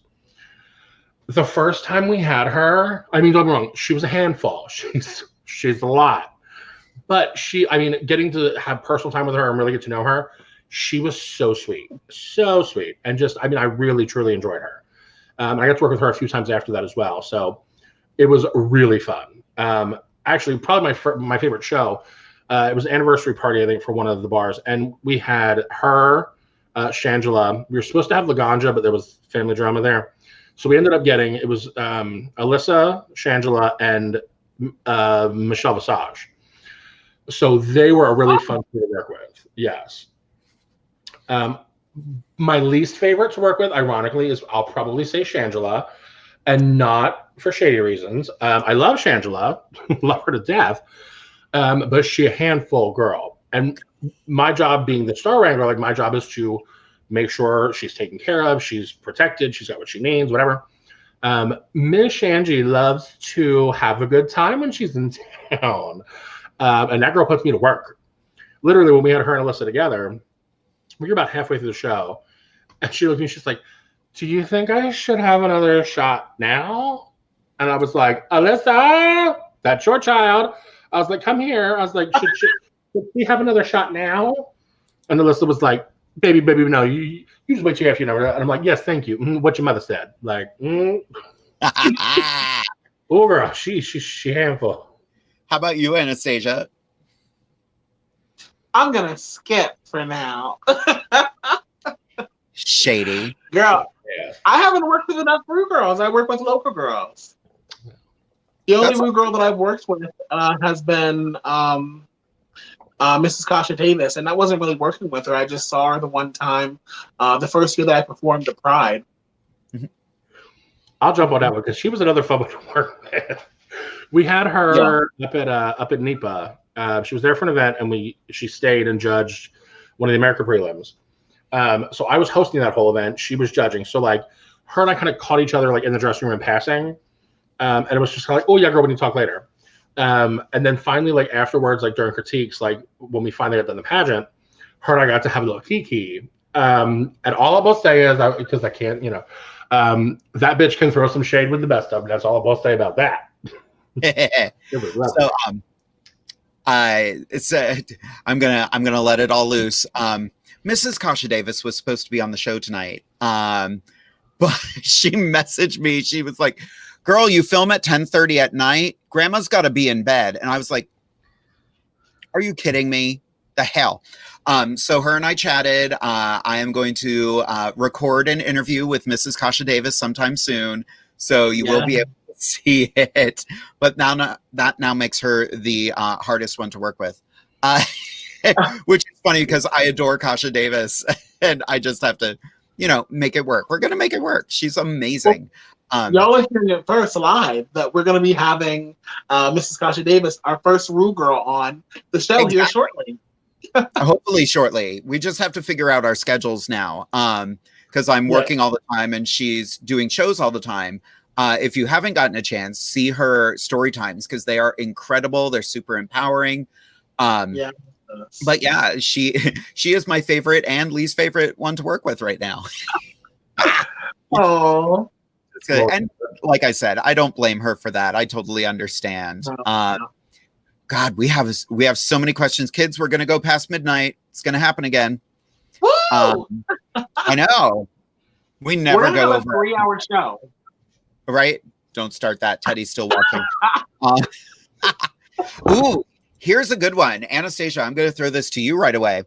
Where do you think the competitive nature of drag comes from? Oh, wow. Yeah. I believe the competitive nature of drag comes from wanting to make a name for yourself. And in order to do that, there has to be someone who is a winner and someone who's a loser. And so I think that a lot of queens who their drag is their everything, they have to be able to be a staple in the community. So I think that's kind of where it comes from. And as well as that, a lot of queens who they might not work a 9-to-5 job, or they might be, that drag is their main source of income. Baby, I have to have a title so that I can then get a booking fee, so that I can then make money so I can pay my bills. Yeah, that's true. Fancy? So, in my opinion, psychologically speaking, I think a lot of gay men, especially, growing up, especially if you're in the closet, whether you're gay, bi, trans, whatever you are, when you're in the closet to any degree, you deal with a lot. You don't get to be your authentic self. You deal with a lot of bullying, this kind of, whatever. So what ends up happening is then, you get out of that, you get into the LGBT community, and, drag queens do drag, from what I've noticed, for like, there's a few very specific reasons. It's like you're either like that old theater junkie, me, that like you're just looking for a chance to perform, and like it's a way to get back into theater. You're trying, like, you think you might be trans, you're not sure yet. So some people will use drag as a exploratory way to like explore being trans. Some people don't quite fit in the stereotypical gay world. You're not skinny with abs and pretty and white and whatever. So if you're a little thicker or you just don't fit in, you might try drag to try to find somewhere to fit in. And some people are very insecure and they use drag as a way to kind of hide that insecurity. So all that stuff rolled into one, we drag becomes this thing of like, that's your stature in the community. It's your like, this is, where I get my hierarchy. So of course everybody wants to be the top, the best, the sickening, whatever. And plus, especially nowadays when you see, like we all saw Paris is Burning reading versus shade and whatever.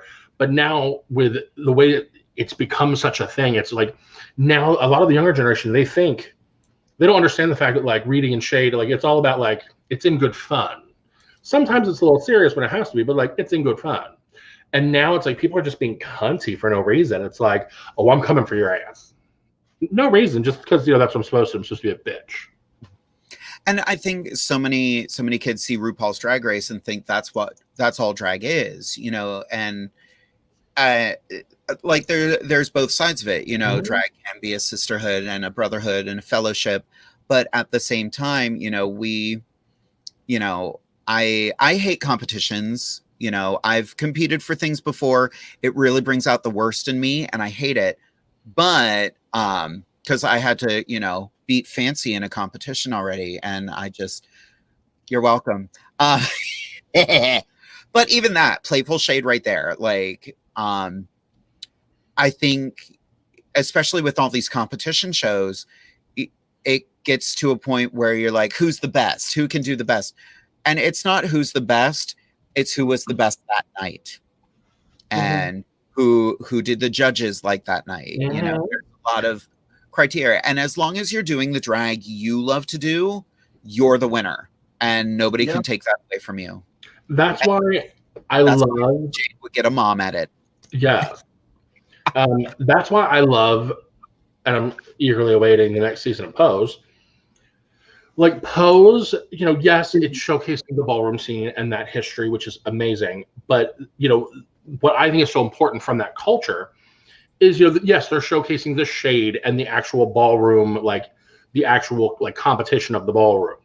And of course, that's all about, you know, who's the best and who's the most sickening and she wasn't beautiful tonight and all that, you know, all that stuff. But what you see in the reality is you see these families that they build, and you see that, like, yes, from one episode to the next, you know, you've got Elektra, who is like, everybody hates her in this episode and she's being a royal bitch, you know. But then by the next episode, like when she, no spoilers, when she has that little problem she has to get rid of, you know, you see, you know, people that she was just fighting with that are ready to like take, you know, come at her throat. When shit gets real, it's like, no, we're family. We take care of each other. And that's the part that some people I think miss, is like, you know, there's a lot of queens out there that I have opinions about and I have feelings about, you know, their drag or things they've said or done. And I may throw the ultimate shade at them. I don't like to be around them. But if I ever saw that queen out in public and somebody was harassing her, like some straight fool, you can bet your sweet ass on the first one up there to be like, no, not on my watch. Mm-hmm.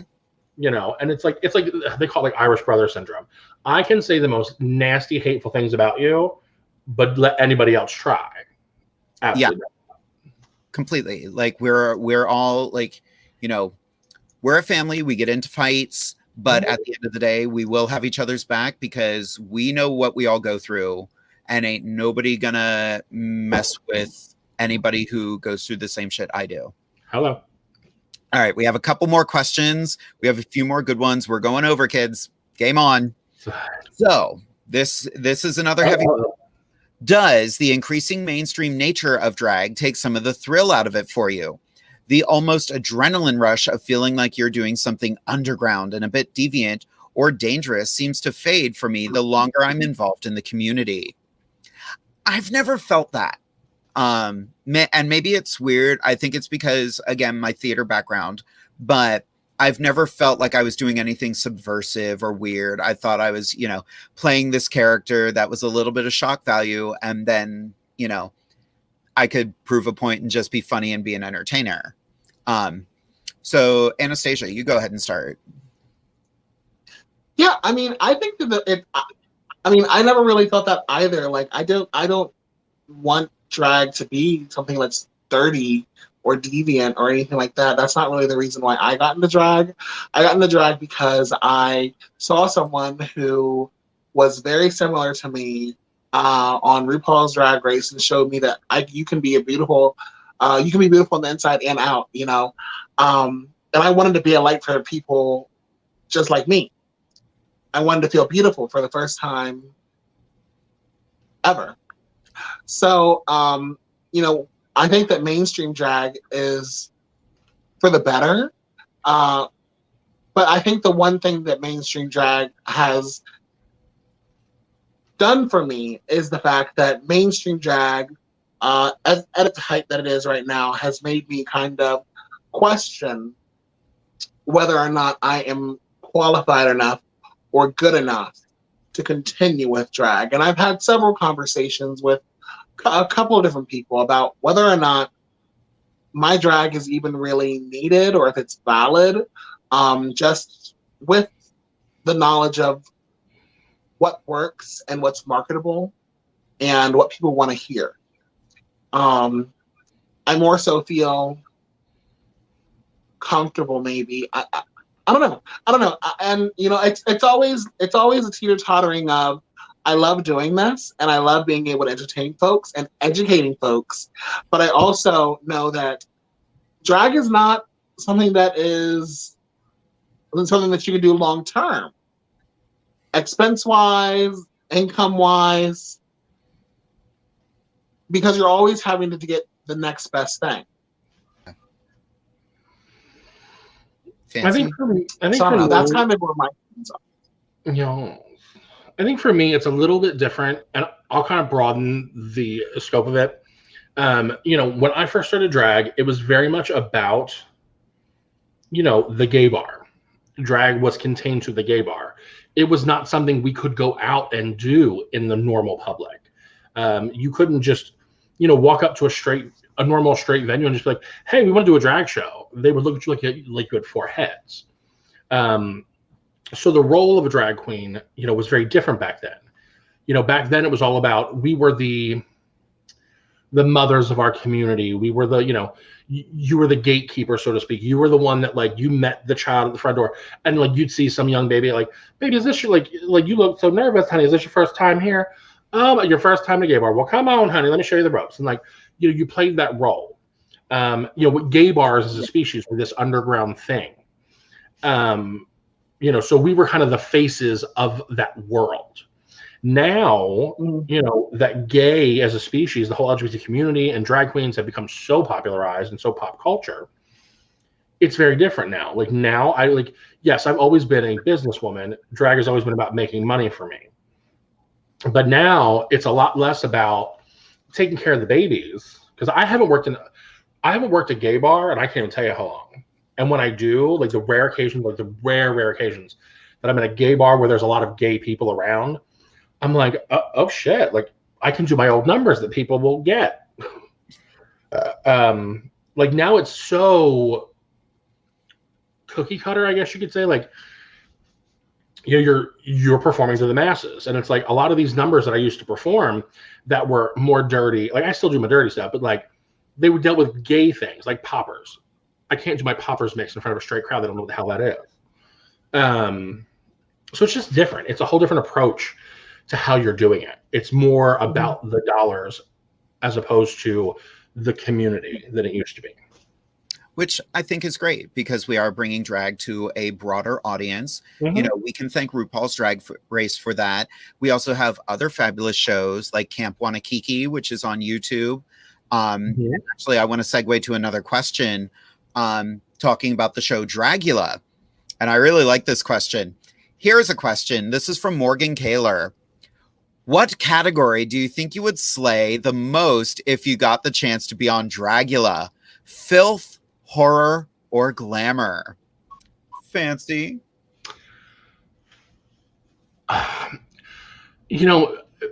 People would probably say glamour for me, because I'm known as the pretty funny girl. I'm not oh my god, beauty, but I do more glamoury things. But personally, probably horror, just because, for those of you that don't know, many moons ago when I started in the theater world, I was trained in hair and makeup, but my makeup training wasn't beauty makeup training; it was special effects training.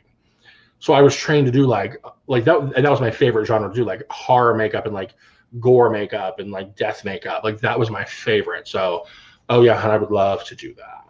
Oh yeah, Anastasia. Well, girl, horror. She puts herself more in horror.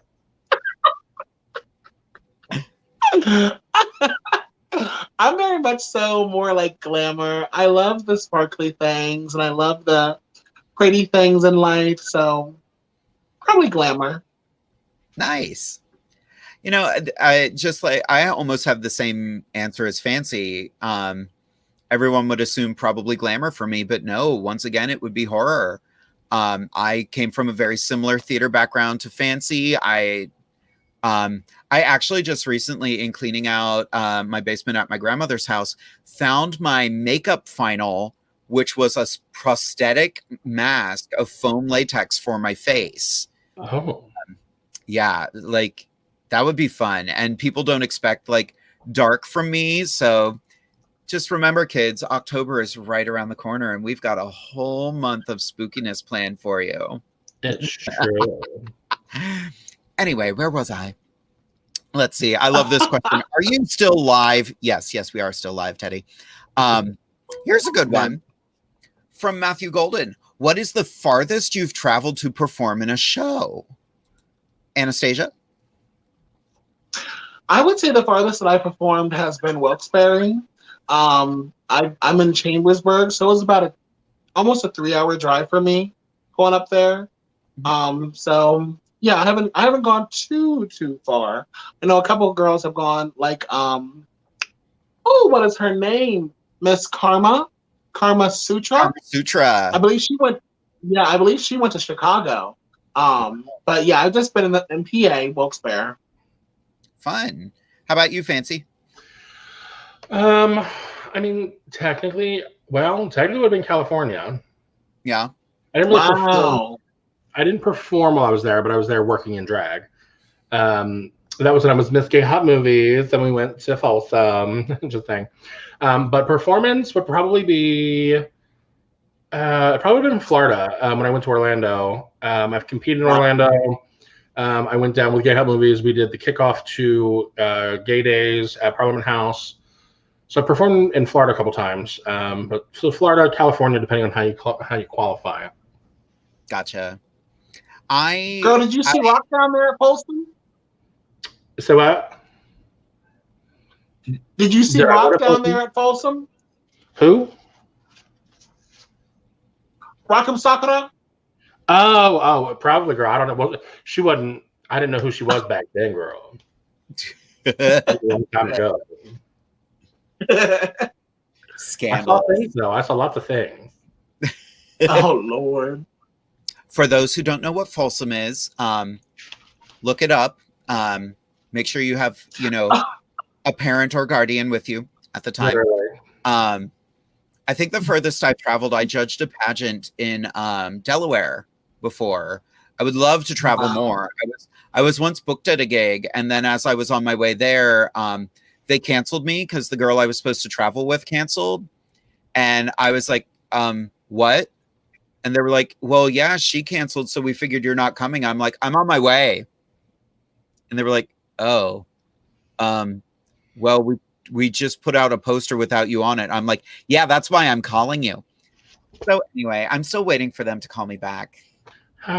Just kidding. Anyway, luckily I had other stuff to do, and it was like a stop on the way to another stop. So I didn't, lose any money on the gig. Well, I might have lost money on the gig. I don't know. But yeah. Where is it? There's another question. Pageants have talent, display, glamour, so does drag. But drag adds humor and whimsy and exaggeration, like a pageant on acid. I love this question. How and why did it take that fun direction? It became art, I think, drag pageants, there are a lot of different types of drag pageants, and some are actually very serious, very, there are very strict rules. There are rules as far as, modifications you can do to your own body. There are rules of, a lot of different things. So, like, there are glamour pageants for drag. There are comedy pageants for drag. There are filth pageants for drag. So I think there's this level of fun and frivolity when you're just giving a big middle finger to the idea of, gender and gender expression and playing and having fun. So, it's all different and it's all new. Who else wants to comment? You gotta look all the way up to the very top of my wig, girl. You look like the Empire State Building, girl. Nana, can you hear me? Talking with my big old voice. Mama. Sup? I would say very much so that I think that with pageants, it's very much so. It's difficult because now we have so many like you said, so many different types of pageants. Whether it's a trans pageant, whether it's a female impersonator pageant, whether it's a plus size pageant or at large pageant, that it's so. I mean, I think the problem is we're basing everything off of like one thought to like there's as if there's only like one form of drag, and that's kind of the problem with the pageants. The fun part about drag, like you said, is the gender fuck aspect where you're saying I don't have to adhere to any kind of standards. So with pageants, it's a give and take, yes, no, but yeah. And that's all the I thing. say, I don't know what the question was. Nice. The biggest thing I think with pageantry specifically is, you know, especially nowadays, there is pageantry out there pretty much for everybody. You know, you've got, you know, the pageants that were modeled after, you know, the normal Miss Americas and Miss Universe, like the typical old school like beauty pageants. But then you've got, you know, the National Miss Comedy Queen system, which is all about comedy and camp and creativity. EOI, which is Entertainer of the Year, which is really truly about creativity. Then you've got like, you know, the National Bearded Empress system, which is all about bearded drag. At one point they had started a National Drag Monster pageant, but that never kind of came to fruition. So I mean, you know, it's one of those things like I always say if there's something out there that a type of drag or, you know, it's something that you're doing that you want to see, do it. Start your own pageant system or find people to start one for you. Because there's nothing that says you can't. Start your own system, start your own pageant. And have fun with it. Yeah. You know? Like we always say, do the drag that you want to do. Yep. We got a couple more questions. This one's a long one, but just because I'm going to paraphrase this. How do you feel about celebrity impersonation with drag? Because that's something that while you see it on Snatch Game every year for RuPaul's Drag Race, that's not actually a huge thing anymore. There are some incredible impersonators out there, don't get me wrong, but a lot of drag has become, you know, when I'm in drag, I'm Jade DeVere. I don't do a lot of impersonations. I have two and they're terrible. But I purposely, well, one of them I'm working on making better. But one of them I purposely make it bad. So yeah, it's such an interesting talent though. Like Chad Michaels and Candy Stratton as Cher, amazing. Like so much work has gone into that art. And Fancy, Candy is your drag mother. So go ahead. So I mean, like, you know, Candy, she's made a career. Her life has been as a Cher impersonator. I mean, she's been impersonating Cher, I think, since the 80s. So yeah, it's been a while. And she has put so much work into it so that, like, you know, she studied Cher. She knows, you know, every physical, you know, mannerism is something Cher would do. Like, for instance, you know, the drag stereotype or the stereotype of Cher is like, oh, like Jack from Will and Grace. That's what people think Cher is. And like a bad Cher impersonator, that's what they will do. It will be, oh yeah. And it's like, that's not what Cher really does. And if you know, like, if you ever watch Candy, like, I've learned so much about Cher just from watching Candy and picking up things. Like, yes, she'll do the tongue thing, but it's very subtle. It's always like, you know, just on the teeth. Her mouth is very wide when she lip syncs. Like, her vowels are very like stretched. She always, you know, it's always kind of that namaste, pray, you know, that's her like thank you to the audience. Little things like that it's like, if you're really paying attention, that's how you get a good impersonation. Like somebody that does Judy Garland. You know, if you're going to do Judy Garland, you better give me, you know, like that whole, you know, and the mic cord. Her bow, Judy Garland's bow, was very specific. And the thing about it the other day is, if you're a really good impersonator, like, there's money in that. And I think the reason people did impersonation so much back in the day and really got good at it was because that's where the big money was. If you were a legit impersonator, you could work in Vegas. You could work anywhere. People will seek you out if you are a legit impersonator. Like Frank Marino has made an entire life off of impersonation and is an incredible Joan Rivers. Yep. And that's the thing. It's like, and when you're picking the person you're going to impersonate, it's like, it's got to be somebody that, one, has a distinct look, two, has distinct mannerisms that you can convey. It's like, trying to convey, I don't know, if you're going to try and do like Lisa Loeb, when you hear that name, it's like you don't have a distinct look or thing that comes out of that. But like Britney Spears, Janet Jackson, Cher, Reba McEntire, Madonna. I only hear what I want to. Right. Obscure. Thank you. Right. Listen. Oh, but I'll tell you what. I will come over there. The real gag, like the real gag is getting if you've never seen this person, Google them. They're amazing. They are no longer alive, but Jim Bailey.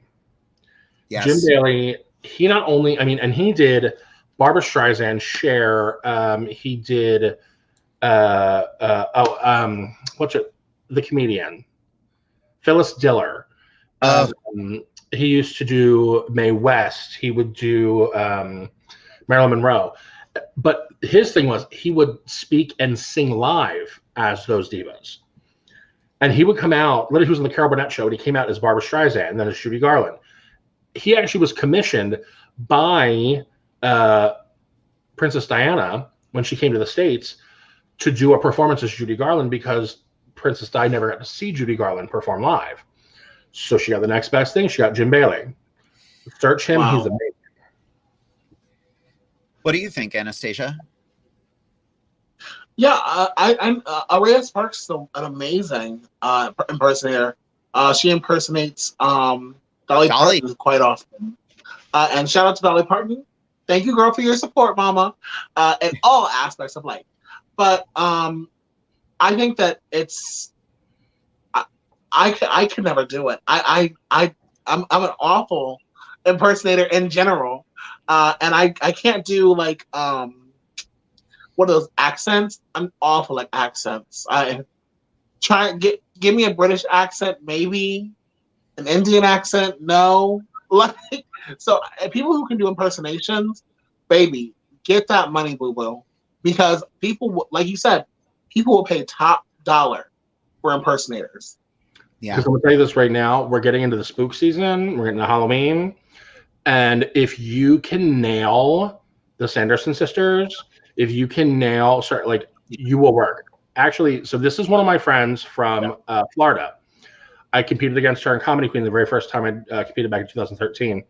I haven't, we keep in touch like randomly on Facebook. I'll comment on things, whatever. But this is one of her big things. I'm gonna share this quick. All right.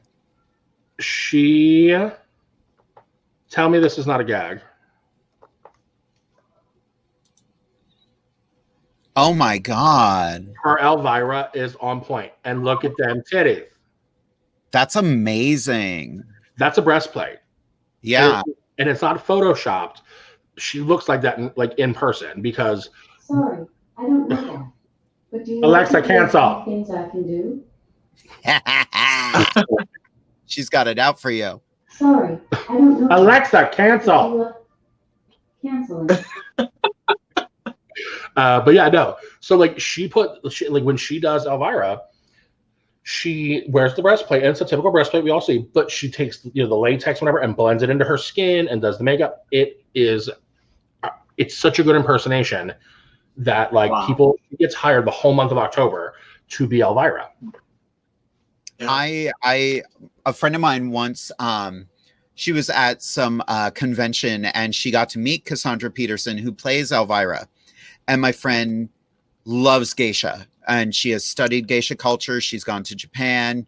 She got to fully experience it. And she has an authentic geisha wig with the metal cage inside. And she was in the bathroom just taking it off and letting her head breathe. And Cassandra Peterson walks in. She was like, oh my God. And I thought my wig hurt. And I was like, that's such an amazing story. And Yeah. they Yes. misstated for the Elvira wig and how that is also a metal cage. Like, I actually Elvira posted on Twitter the other day. It was National Dogs Day. So she posted a picture of Gonk from the movie. oh my God, there's your poodle. Love that little, right? I'm going to marry Elvira. Alrighty, we got another question. Ooh, this is a good one from Chanel M. Fletcher. As a woman, I find drag queens more beautiful than most women. I love how much passion you put in your shows and the pride you take in work. That really wasn't a question, but we're going to take the damn compliment.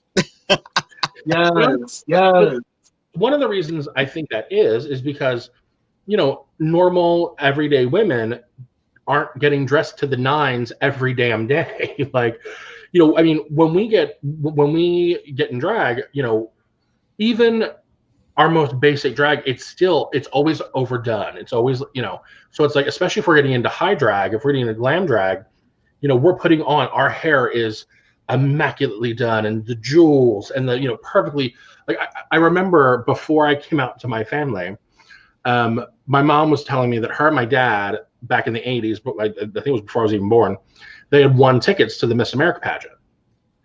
So they went and whatever and got to see it in Atlantic City. And she's like, you just can't believe these gowns, like these beautiful like rhinestone gowns. They just glow in person. And meanwhile, I'm thinking like, you just can't believe I look better in gowns like that than they do. And it's true. Like, when you go to especially a pageant, like, you know, these girls, they're looking 20 times better than they would in their normal drag. Every little thing is perfect. The makeup's just right. The hair's just right. Every rhinestone is in place. The furs and the luxury and and it's like, yeah, of course. Like, we're going to look better than your average, you know, what average everyday woman wears this much makeup on any given day ever? Nope, I need to stay this far away. Right. But it's what I find funny. Like, I've worked with a lot of weddings, you know, outside of drag, and like brides are always so, like, especially brides that don't wear a lot of makeup normally, like they get their makeup done for their wedding and they're just like, this is too much. It's too much. No, baby, trust me. When you put on the white gown and your hair's all done up, if you don't have enough makeup on, that white gown, you're just going to be washed the hell out. Like, I remember going to my drag son Mikkel's wedding. When she got married to her wife, I just remember I don't really see either of them like girly themselves up very much. And I was at their wedding and I was just like, both of them look so amazing, so gentle, so soft. And I cried. I was legit like mom sitting next to, you know, the actual mom. And I was like, that's my baby over there. I'm so proud of her. And of course I was using male pronouns because he's my son, but like in full gown and dressed and as a girl, like, yeah, I was so moved, and they just look so amazing and so happy, and they're still happy, and they just got a house, and like, you know, yeah, I'm having their goddamn happiness. Look, I'm just gonna keep drinking. Right, my kids are getting married now, and they're having kids. I'm a grandmother now. They're not allowed to call me grandma. They have to call me like Gigi or Nana. I was like, no. Girl, I have grandma. I think I don't have any great grandbabies yet, thank God. Right? I'm still not ready for that day. You've got Heavens to Betsy's your granddaughter, right? Yeah. She's amazing. Yeah, we need to get her butt on this show. I think I have 5 grandchildren now. Ooh. Yeah, I think I have 2 from Treats and 1 from Mona. So Aloe has 2, Geisha has 3. And I'm just Geisha like, is that a good idea? I know, honey, she shouldn't be trusted with a spoon, let alone a child. Right. Anastasia, how many kids do you have? How many mothers do I have? Oh. 3 None. if you want them. But you are mother. You are mother. Yes. Look, no, I have, you know what? I can say, I don't have any children, like that I've claimed. but I do help quite a few young souls. I help my one friend Jalen, another friend of mine.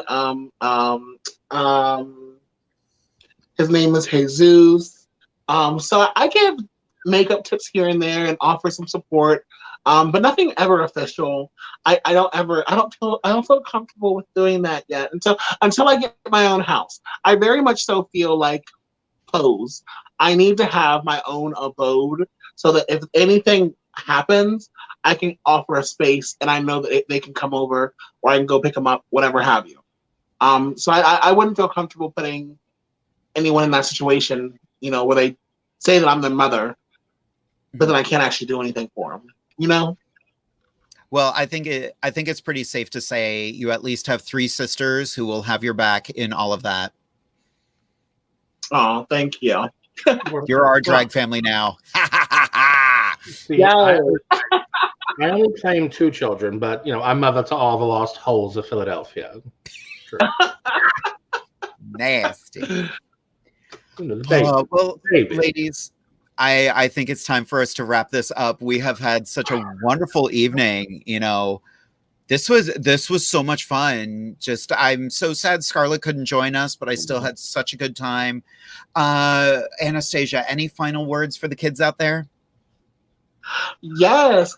As I say every single time I'm on here, make sure to get tested for HIV at least once a year if you are monogamous. If you have multiple partners, get tested at least twice a year. Maybe even every 3 months, every 2 months, depending on how many partners you have, baby girl. As well as that, make sure that when we're talking about HIV, understand that HIV can only be transmitted through blood, pre-cum, semen, breast milk, vaginal fluid, anal fluid, and through whenever you have babies. But that's only if a person is not taking their ART, their antiretroviral therapy. If someone's living with an undetectable viral load, meaning that you can't even tell if they were to take a test for HIV, that they're living with HIV, that means that they cannot transmit it from themselves to you. Read up on it, educate yourself, and get tested. Beautiful. Fancy? I will say thank you all for everybody that joined us out there. Remember that in these crazy uncertain times, self-care is the most important thing you can function with. Make sure you are taking care of yourself because, baby, if you deplete your stock and you have nothing left to give the rest of the world, then you screwed. So make sure you're taking care of yourself so you can take care of your loved ones. And for the love of God, vote. Get out there and vote. Absolutely. I want to thank you all for joining us once again on Inside the Drag Closet here on WLFE-DB Radio. Next week, we do have a fabulous show planned. I'm very excited. We are going to be featuring queens from YouTube. Yes, amazing queens that have their own YouTube shows. We have the fabulous Miss Nomi Moore. I'm very excited to chat with her. She looks flawless, beautiful. And I want to talk to her about a certain treatment she has had done before. From IMHO, the show, we have Darby Lynn Cartwright. That is, in my homosexual opinion. I'm super excited to pick her brain. Next week, my co-host will be the fabulous Miss Skarlet Overkill. And we are bringing back our Woo Girl of the Week. She is a new Woo Girl. Her name is Miss Chase. She's going to be coming up from college, right? She is so beautiful. I'm super excited to chat with everybody. I hope you all tune in. Again, that is 10:30 p.m. Eastern Standard Time right here on WLFE-DB Radio for Inside the Drag Closet. Well then, good night, kids.